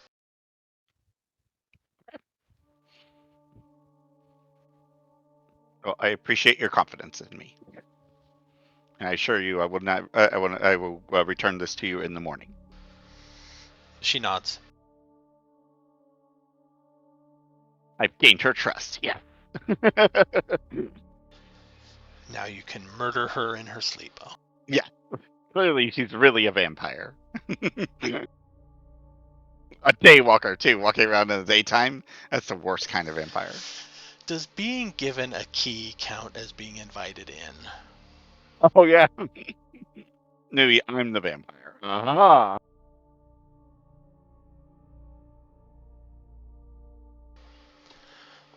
Yeah, she goes inside. I don't know where you wish to stay. Okay, I would look for So I'm assuming it's a dorm. So there's like one main entrance into the dorm, right? Itself. No, it's Or is it student housing? yeah, student housing. Like the image Oh, I okay. put of the motel. Single Oh, I see floor, it. single story, but the doors are scattered. They're not like side by side rooms. Every so often, it's like a room, a door, space, another door, space, another door. I imagine being at night, or as we approach night, the parking lot will get further crowded. There is no parking lot. It's a thin street, Oh, okay.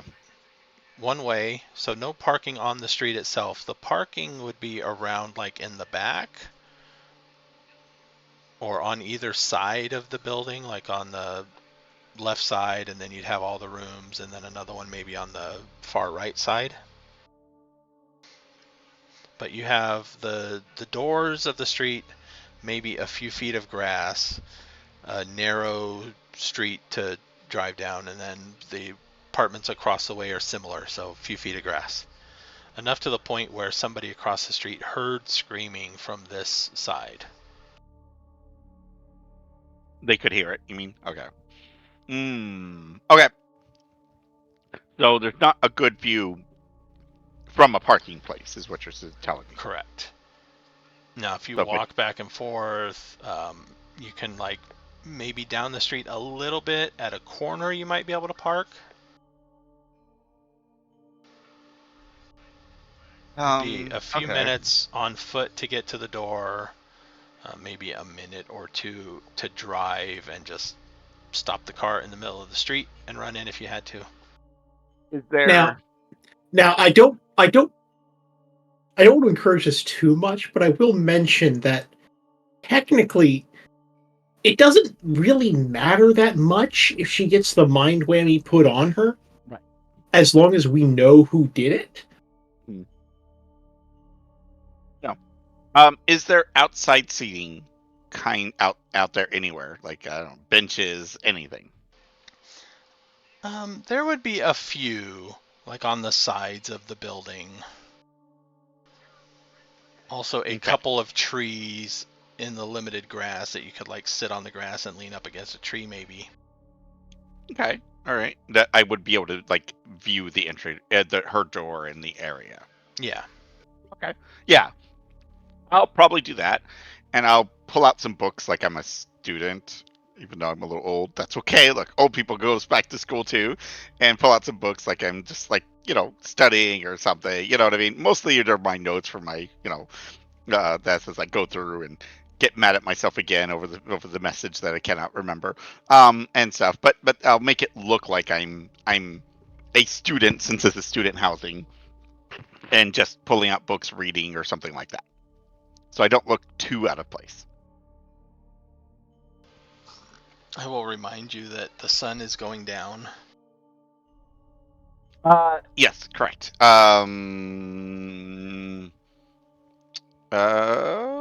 What's he going to use for light? Besides its phone.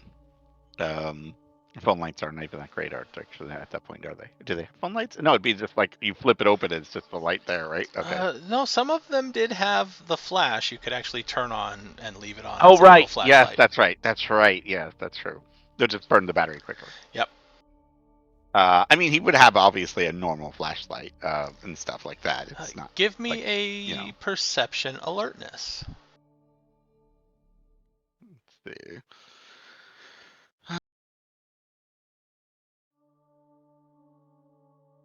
I gotta boost my alertness up next too. Okay, 6.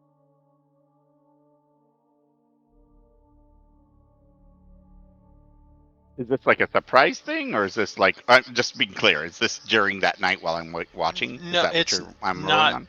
It's not involving that. Oh, It okay, is okay. involving how well you can find a spot with some light that you could blend in.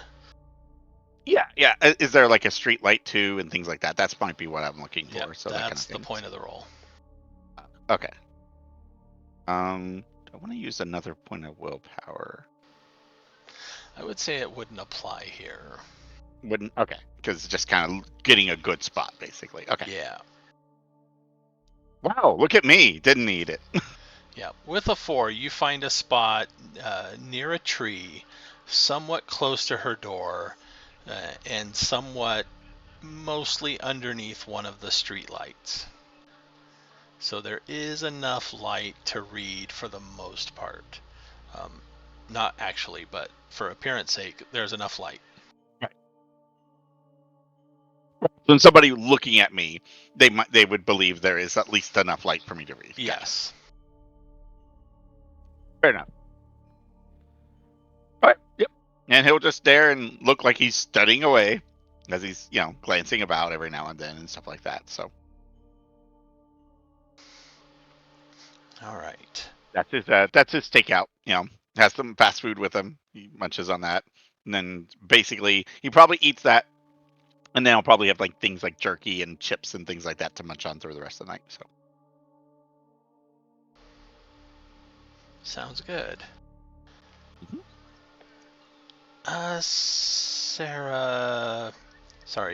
Carl, were you going to go to the park or not?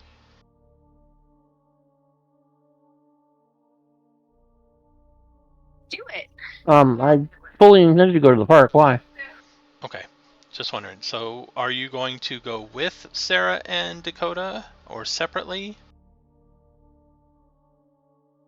I'll go with them? Sure. Okay, no problem. I can drive Sarah if she needs a lift.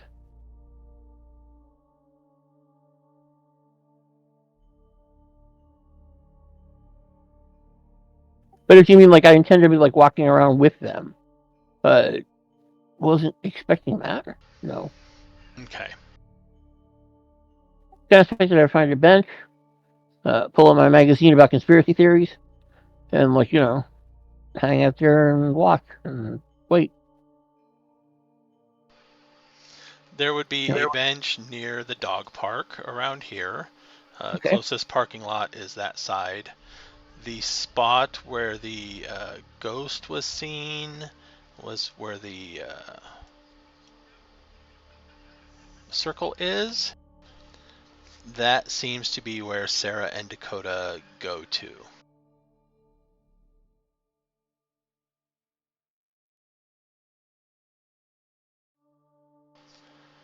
The moon is full.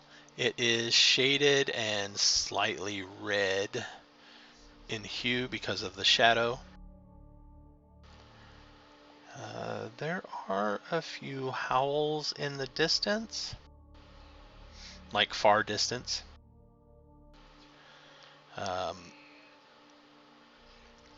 And when This is probably where I'll park myself, the red circle. Okay, over there.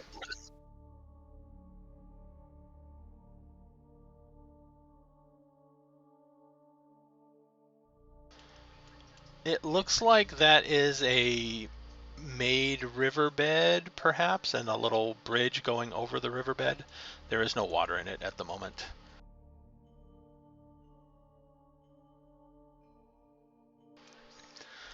When you guys, Sarah and Dakota, get out to the center of the field over there, he stops for a minute, stares up at the moon, and seems to get lost for a good minute or two. And then he comes to. Okay, this is a good night.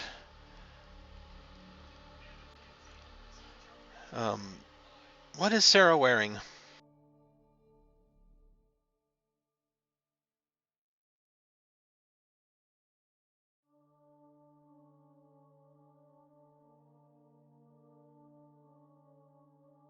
Does Zoa know what Sarah's wearing?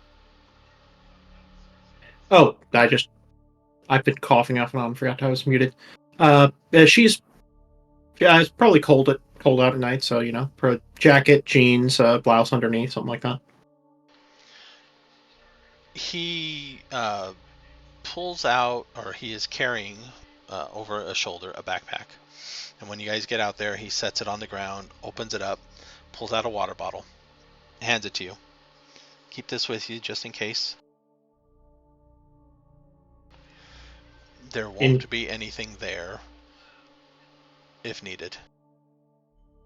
Okay. He tucks one into his own pocket on his coat.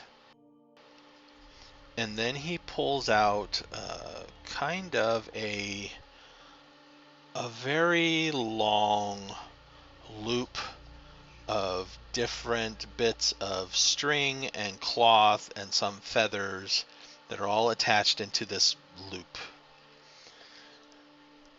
And he holds it up, and he puts one end around his shoulders and the other end around your shoulders, and then like twirls the slack around one more time to tighten it up.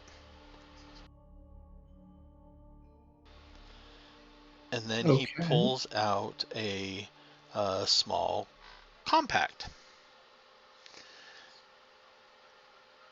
I need to do this. I don't know if you need to do this or not, but just in case, stare at the mirror. I will stare at the mirror. And he then, from over his head, lowers his sunglasses.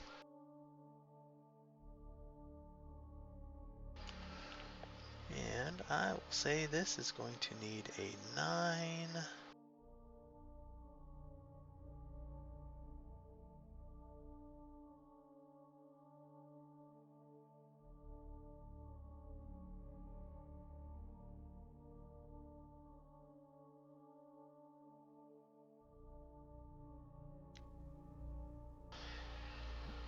After a good 2 or 3 minutes, nothing happens. He looks around. Shit, this is harder than I thought.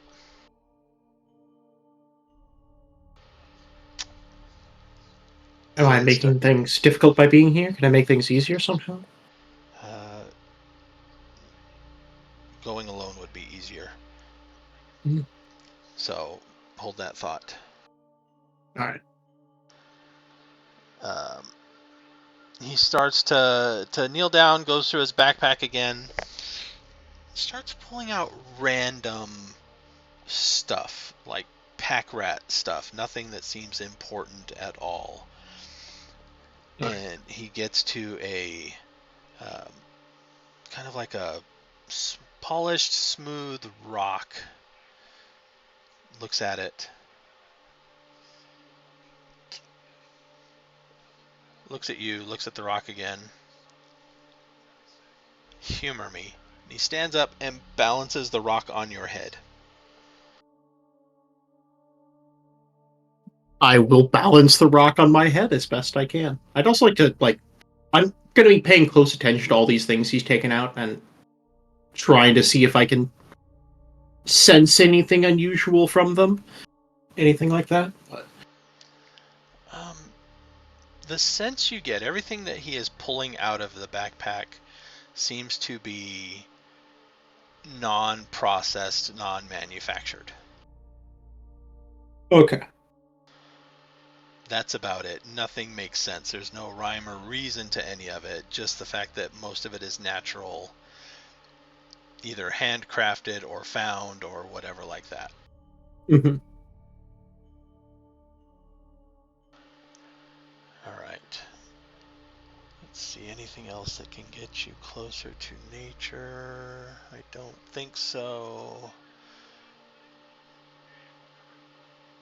All right, try again. Stare at the mirror. Staring at the mirror. Be one with your reflection. I will attempt to be one with my reflection.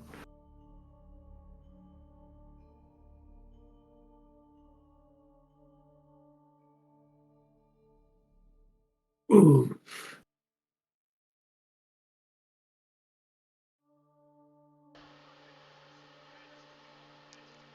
Okay.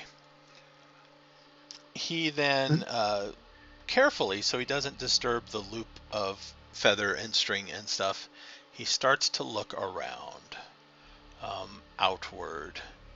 And as he's looking around, he stops where there is a person walking through the park, and he seems to watch them for a bit as they go around the path and start approaching some trees, and then he starts looking around.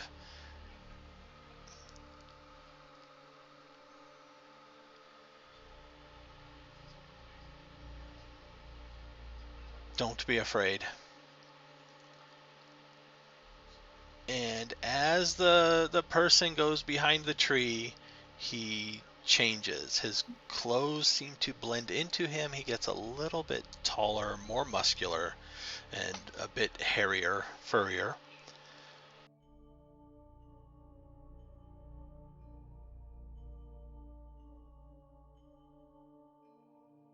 Did he do that whole thing with Carl too, just out of curiosity, before he transformed? No. Oh my gosh, the dice do not like this to this guy today. Yeah, I wonder where he was doing this.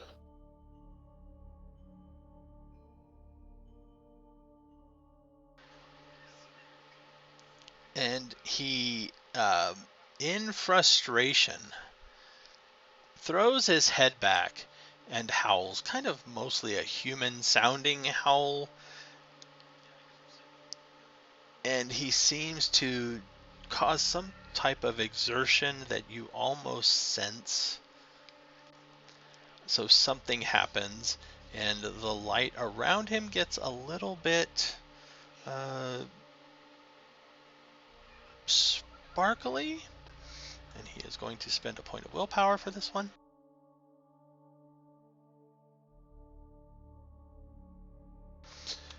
And he's probably not going to need it this time. Of course not.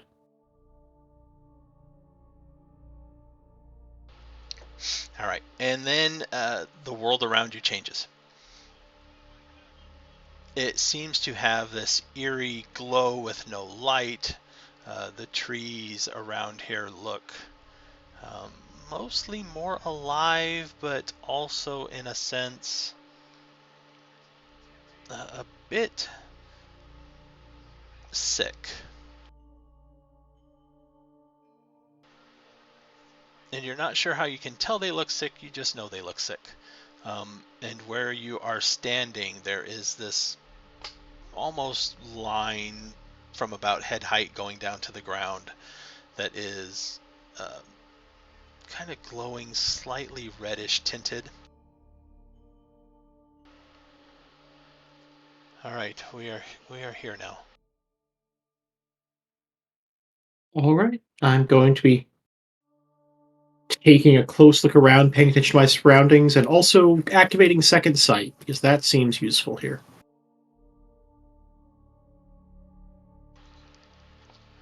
That is interesting.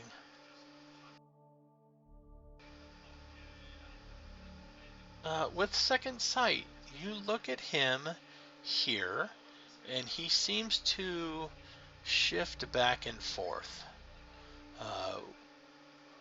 Not in any sort of pattern, just random. One moment he looks like himself, in physical form, not himself, sorry, he looks like a 10-foot tall hulking monster of fangs and claws. But then a moment later, he is semi-translucent, almost like you would expect a spirit to look. And that is what cycles between. Around here, you can see other translucent things skittering around. There is something going through the riverbed of the park, some things circling around the trees, there are things floating in the air. And as you are looking around, he stops and he once again calls out, and a little, probably a translucent squirrel that you weren't sure was there before kind of appears in a tree, scuttles down the tree, and runs over. And he kneels down and seems to start talking to it.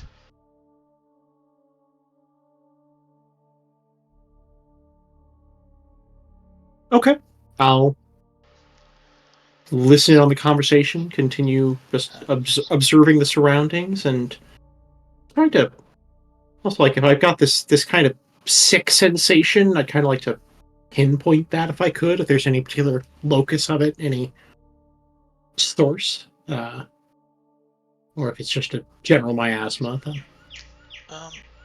That seems to be a general miasma. I will get to more of that in a moment. Give me an intelligence awareness roll. All right. Specialization in auras apply here? No. Okay. Creativity? Actually, hold on one moment. Is there a... Scratch that. Give me an intelligence linguistics roll. Linguistics? Oh, no. Well, I don't think creativity is going to help me there. All right. Actually, creativity will help you with this. Oh! Your difficulty difficulty 6? is 8. 8. 8. And I'll spend a willpower on this. Which will give me 1 success. With 1 success, it takes a moment, but after they seem to be conversing for a minute, you almost get the sense that you can understand them.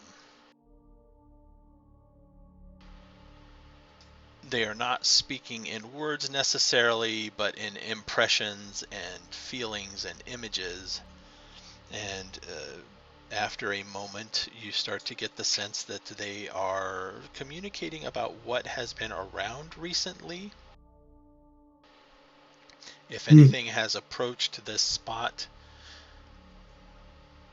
stuff like that. And the squirrel is responding that no, nothing has been occurring recently. The same thing that has been here before since last time he was Dakota was here.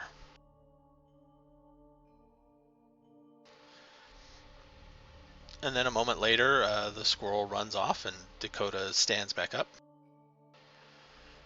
Nothing has approached here so far. Is there anything that you would like to see that might help whatever it is you are trying to find out? How far can we go here? Is this just the park, or? We can go anywhere. Anywhere. What about the woods outside town where we found the hiker? Picture it. All right, I'll picture it. For this, I think a wits plus occult. Wits occult. All right. This does not seem like a place for a level-headed specialization to apply. No. Difficulty? 6. All right. he is guiding you, telling you what to do, what to picture. Now feel it. Remember. 0 on 8 dice. Jesus Christ, that roll. Okay. There might be something there disturbing the flow. It's not there then. What about the sheriff's office? Try to not as natural, so it might be more messy, Sheriff's but office. Have you been there? I mean, probably not recently, but I have probably been there at some point living in this town for several years. Make the same roll, but this time the difficulty is 9. Okay. All right. 9, and I'll spend a willpower on this one.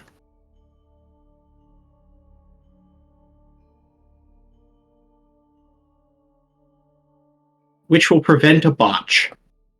Okay.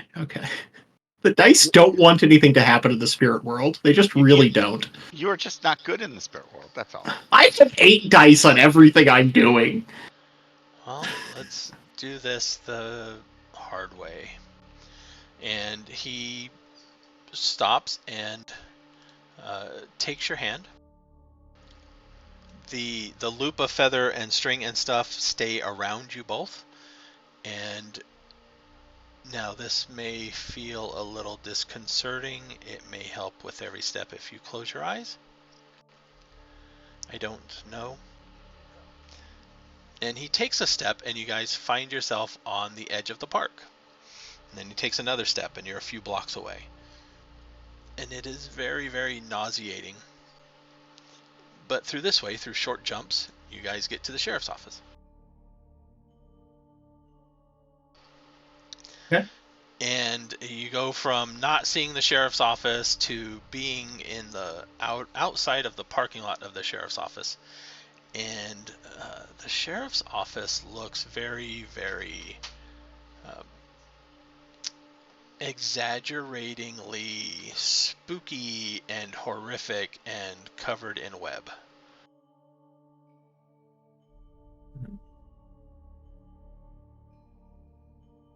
So, I guess this is one of those. Looks like something's lurking inside there, or? Yes. Right, well, I don't want to go in, but what I do want to find is perhaps any traces of things that have been coming and going from here to other places.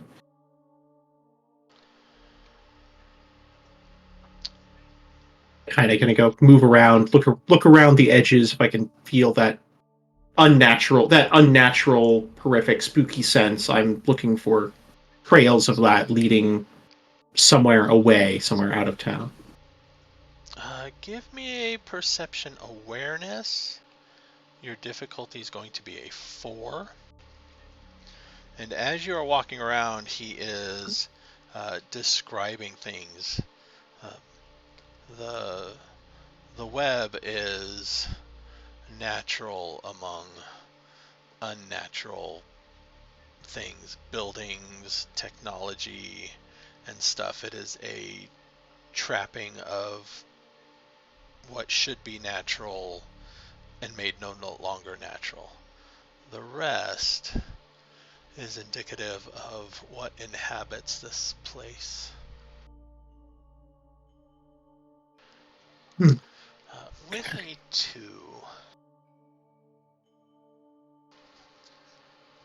you get the feeling of a very, very hostile, vengeful something. It has been hanging around here. It has come and gone. You don't Vengeful. get the sense that it is here currently. Okay. So, can I tell what it's vengeful about? Like what may have caused that, or Or alternatively, can I figure out where it may have gone from here? Does its path lead in any particular direction more than the others? Um, you get the sense that it hates everything alive. Yeah, okay, that tracks. As for where it's gone, yes, you get a sense of where it's gone. General directions. Not like you can follow the exact destinations, but you get a sense that it's gone into town. And if you wish, you guys can start to hop again.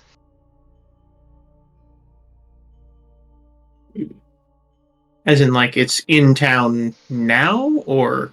Perhaps. Okay. I do want to check if there are any, like, routes it's traveled, routes that feel like they've been traveled many times before that lead away or out of town. Because that's more what I'm concerned about. If there aren't any, then I'll follow the one into town. But I'm hoping to find wherever their bases are out there. The feeling you get is the one going into town. All right, I'll follow that one then. And through some short hops, you guys can start to travel around. And you are through this reflection of the real world. Nothing really stands out as to directions. It's almost like it goes in a random direction, changes distance, changes direction. And after, it's hard to tell time here, but what you would expect to be maybe a half an hour, you've pretty much covered most of the town. And no Okay. real sense that it's still ahead of you or behind you or anything like that, just that it has gone this way at some point. And its presence isn't stronger anywhere No, than not that any you other can tell. place. Nothing that feels like it's home or anything like that. No. Okay. And the whole way, Dakota is guiding you, helping you to determine what it is you are feeling and following, since it is you are the one that is leading here. He does not seem to have a sense of feeling what you are feeling here.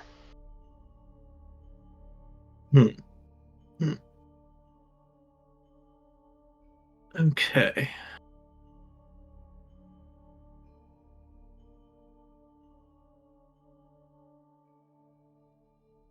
This thing has just been.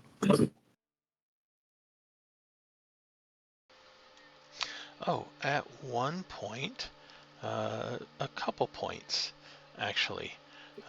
You reach places that have a less complete reflection of the area.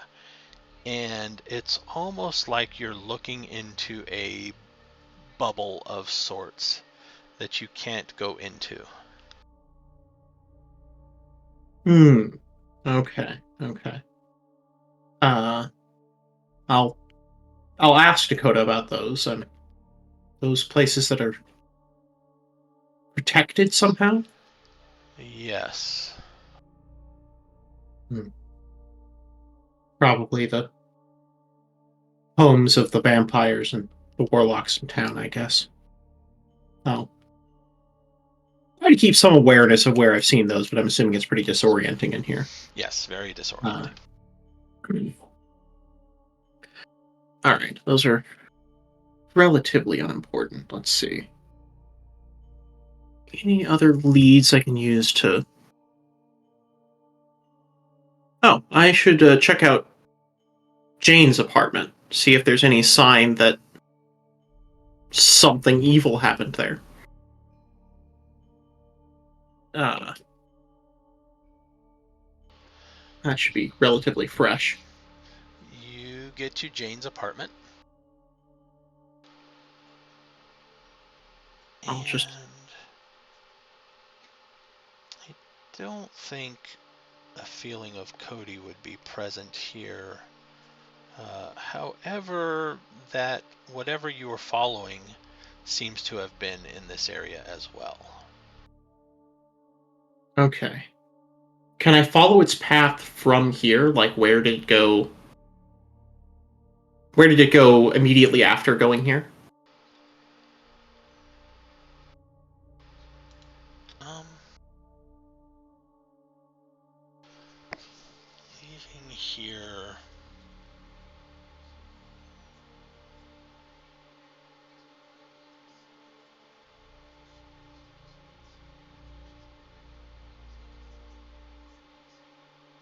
Give me that perception awareness roll again. This time the difficulty is going to be an 8.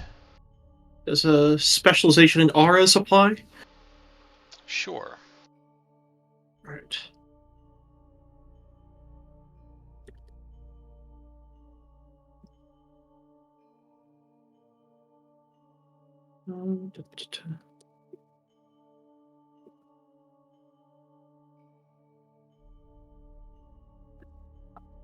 Wow! How did I roll that many ones? Alright. I spent willpower, so I think that makes it not a botch, but that is Okay. just incredible. The spirit 4 world doesn't ones like on you. 7 dice. Wait, no, more than 7 dice, but because of the exploding. Yeah, the exploding gave you more. So I could roll even more ones. You can't tell exactly where it goes from here. And you can almost feel like if Virginia maybe had a bit more to her supernaturally, you might have been able to follow her instead.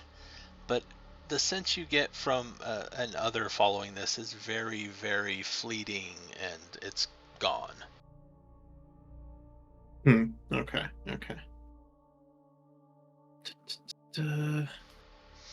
But there's definitely a sense at this spot specifically that this thing you are following was with something else tangentially. Okay, yeah, it was here, it took something, it left, and we don't know where it went afterwards. Alright. The trails are this thing, it's been all over, up and down this town. It's traveled around, it's done things. It was here not long ago, and it took her. It took Virginia. But I can't trace where it went, and I can't trace her. She's too weak. Is there anything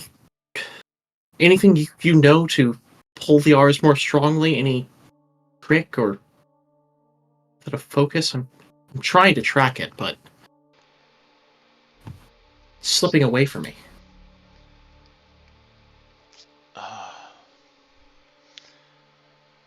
He looks around, seems to crouch down on the ground,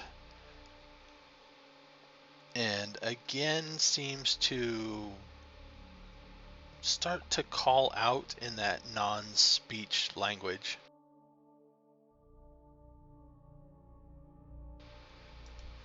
It is harder to contact spirits in such high levels of this. He kind of says with a bit of a disappointed tone.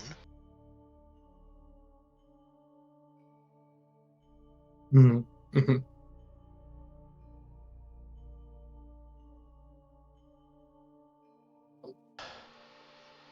No, nothing is willing to come. Usually when I have to track spirits, I get other spirits to help. Oh. I do not have an affinity with spirits of cities. Actually, I'm gonna try that. Now, I would like to, like, Sarah's a singer, a musician. She's going to try to call any spirits of the city anything like that to help her try to find this thing. She's going to try to sing a song that evokes her need to find this thing, that communicates kind of the impressions of this hateful, vengeful thing that's stalking the city, and her desire to follow it from this place and see if there are any spirits that'll hear her and help her. All right, roll me a charisma plus Performance? performance, but your difficulty is 10. Yeah, that's fair. The singing specialization? Yes. All right. You're gonna sing the spirits to you. Okay, spirit dice curse. I'm gonna need you to give me just one break here. All right.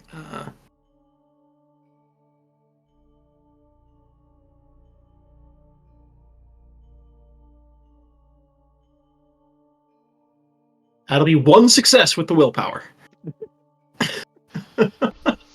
You start to sing, and there's a struggle because you want to sing, but it flows better when there is no song emanating you, just emotion. And a moment later, kind of materializing out of nothing, is a car rolling up and stopping.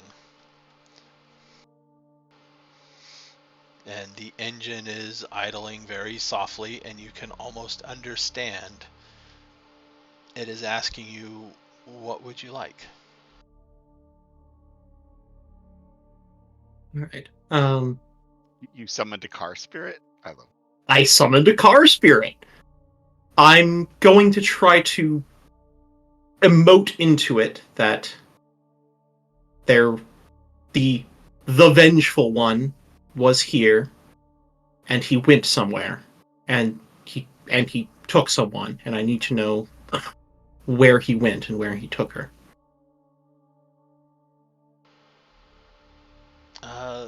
The doors pop open.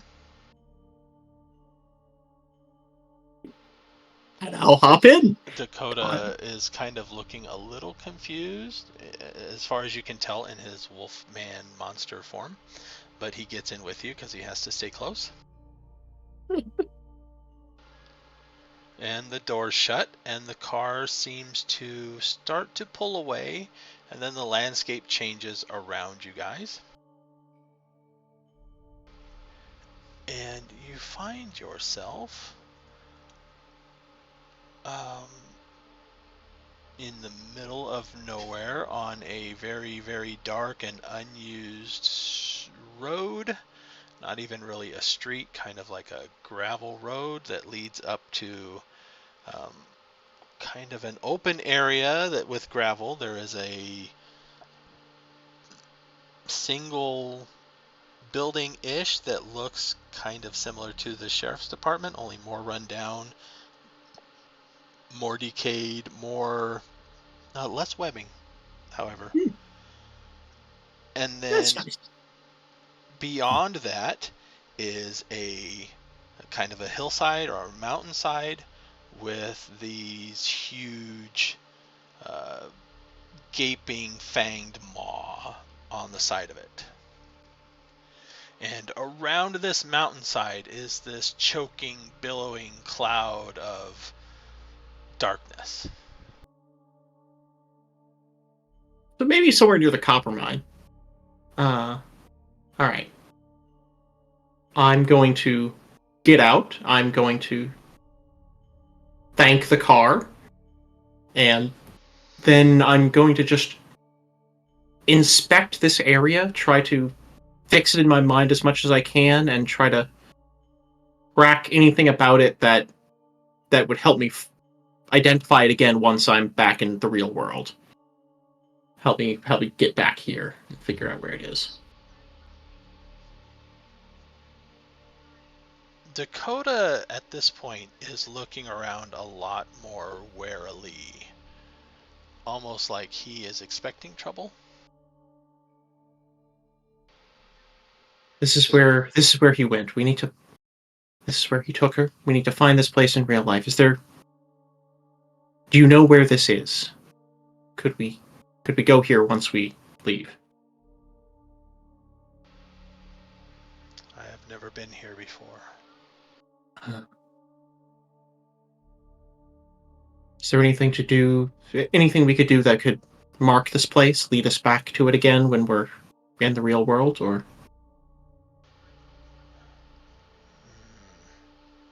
I could try to take us back here, but that might not be the best idea.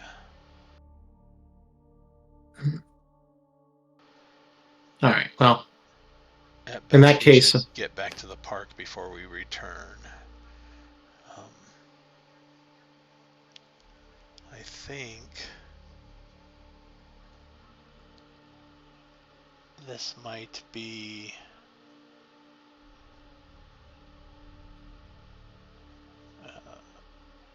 this town was built around several mines, right? yes. I think this might be one of them, but I don't know how to tell for sure. Okay. Well, that certainly looks like a mine over there in the hillside. Then this building here. I'll try to. Are the directions the same here? North is still north, south is still south. Does the sun and the moon take their same places in the sky? Yes and no.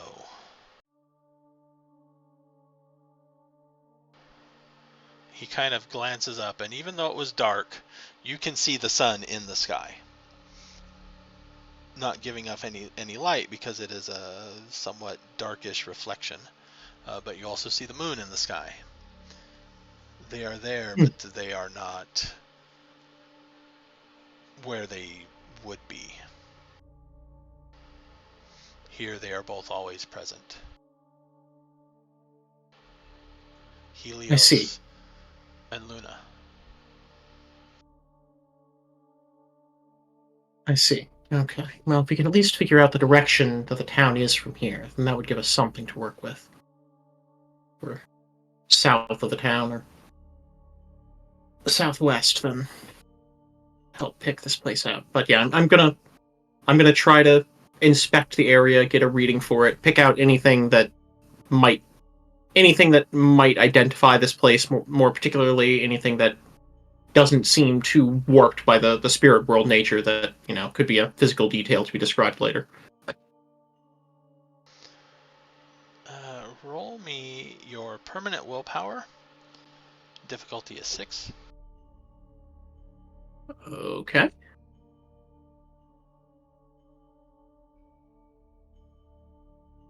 Five successes. Okay. You get the sense that this area is hostile towards you, but you can overcome that feeling at the moment. Yep. Sarah made her nightmares roll last night. Yep. Oh yeah. She is very strong-willed about these things.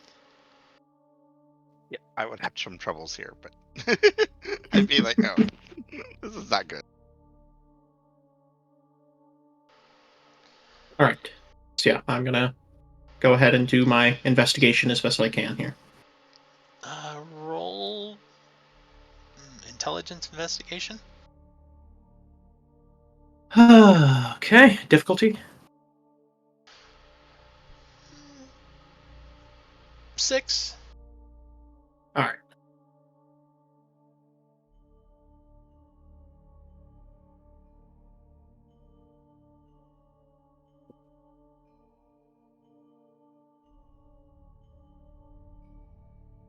And one more willpower. 3 successes. There we go. You start to investigate. There's not much sense of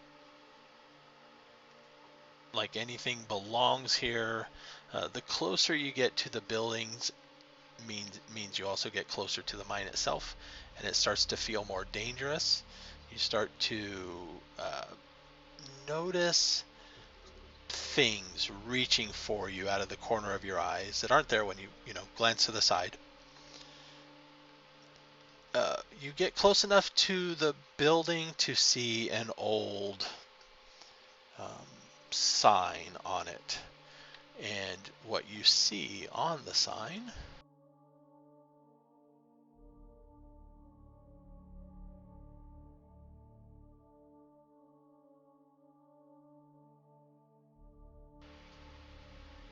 in Hunter Code are the signs for danger, corruption,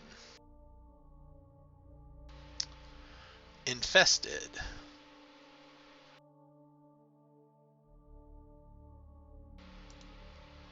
but you also see what looks like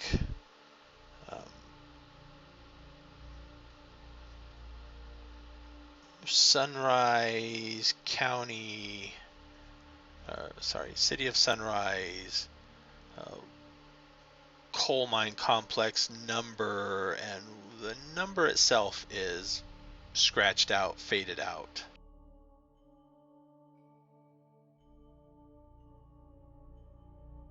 All right. Well, that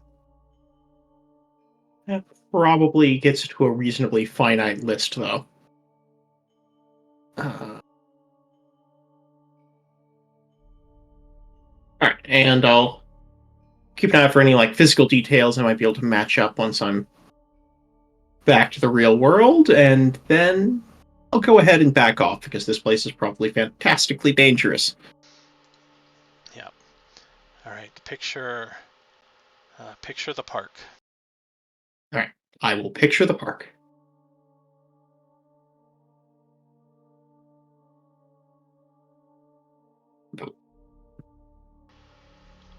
And roll, what was it again? Wits plus occult? Wits plus occult. Difficulty?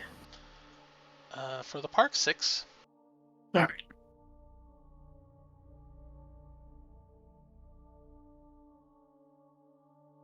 4 successes. Yeah, you can picture the park as it was when you guys were left the park, and a moment later you are standing back in that spot. Oof. Okay. All right. I think I have what I need. All right, let's see if I can get us back. And botch the return roll. That's going to make things awkward. No. All right, the spirit world curse is broken. There we go. And a moment later, the environment changes again. You feel the damp air of the park with the familiar smell of the grass and the trees. And as you return back, he is not in his human form. He's not in the full-blown monster form either. He was in that semi-humanoid one and changes back almost immediately.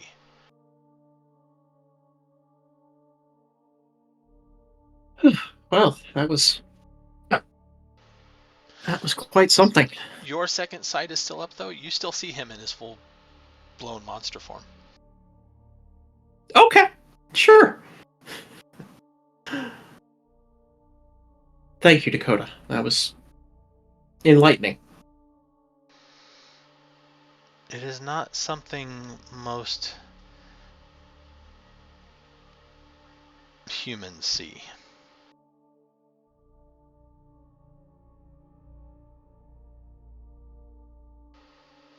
I hope it helped. It did, I think. That place, they took a girl there, and maybe we can do something about it. I need to find out which one it was exactly, but narrows it down considerably.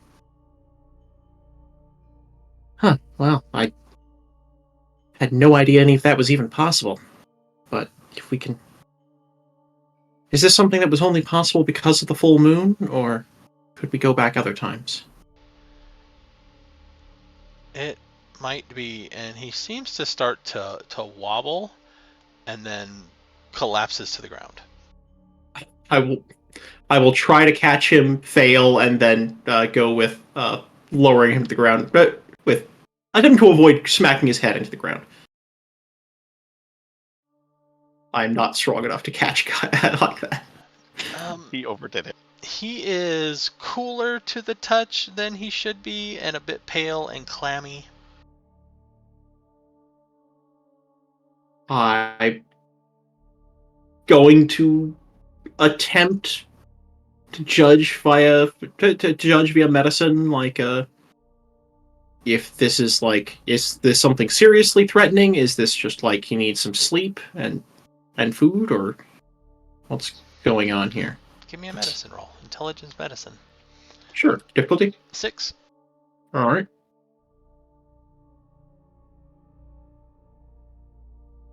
That'll be a 0. You can't tell if this is life-threatening, cold, or what. All right. Well, I guess running through what you remember, and it's like, wait a minute, he's cool to the touch. He might have pneumonia. He's burning. No, nothing makes All right. sense. Okay, a little bit of panic. Well, I'm gonna go like wave at Carl, something like that, and say, "Hey, Carl, help me. I think he overexerted himself." Okay. Lay him on the bench over here. Yeah. All right. If Carl will help me, then I'll try to. You guys can get him to the Get him. bench. Get him somewhere. Try to make sure he's warm. See if we can see if there's any sign of consciousness in him, or if he's totally out cold. He is out cold. He is alive. He is breathing.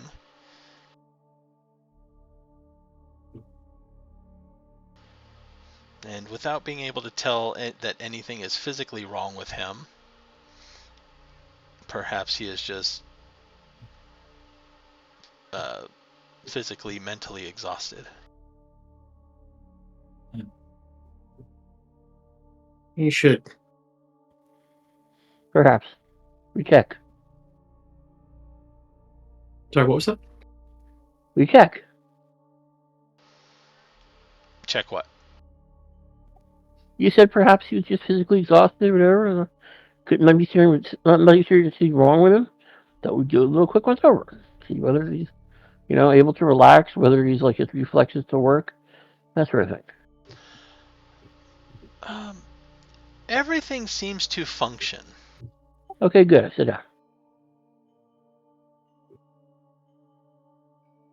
All right. Can you give me a hand? My apartment isn't far from here. I'll take him there, and he can give him a couch somewhere warm. He can sleep for a while. Give him a few hours.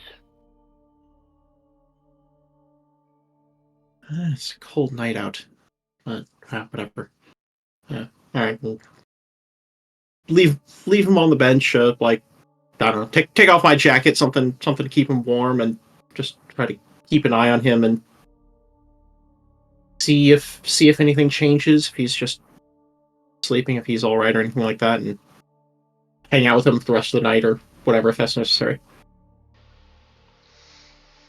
And then we'll cut away. At this time, it is probably close to midnight when Cody, your phone rings. And it is a strange ring that is not your normal ringtone, but kind of like a pulsing ringtone. A pulsing ringtone? What do you mean by pulsing? Like not a normal ring.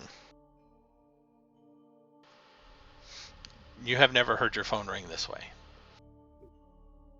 Oh, it's the call forwarding thing. Okay, I see. I guess I'll answer. Hello? It is quiet. and then it hangs up. Man's voice on the other end, perhaps slightly hazardous there. That's okay. Did a phone number pop, or is it, I don't know how call forwarding works. Is there a phone number? No.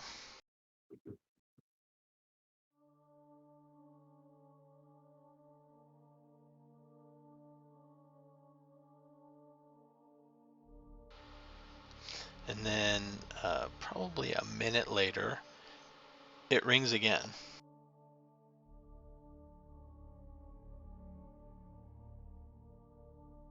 Well, The same way, right? The same weird. why aren't you Yes. answering that? What'd you say? Why aren't you answering your phone? He's in a different spot than Carl. Yeah, Oh, I thought I'm watching the I girl. thought we were still at the bench with the guy. Right. Cody's at the girl's apartment. Keep an watch for brain wipers. Okay. Come on, answer it again. How do you answer? I think I'll change it. Hello.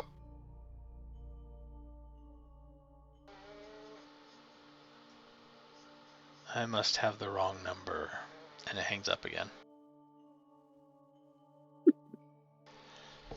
I think we will end it there. We went over. Yeah, we did. I need sleep. Oh, wow, they didn't even notice what time it was. You are correct. 3 experience.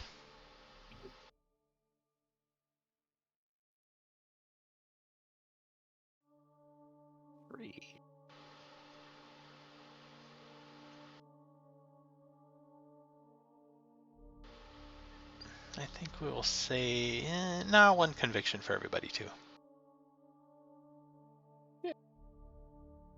Hmm. And then next session, I might boost up my willpower actually with that XP.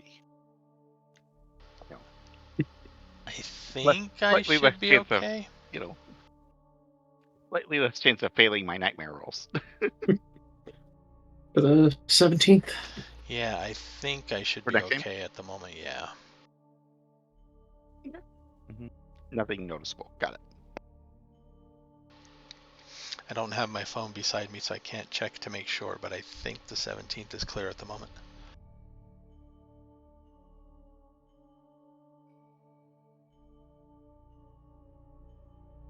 Mm-hmm. And thanks for playing. I hope everybody had fun. Yeah. We got a little bit of progress. We learned some things.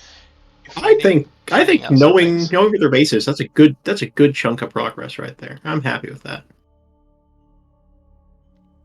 And we have an idea of where the girl was. We might be able to save her, depending on how long it's taken to actually turn her into something. Maybe. Yeah.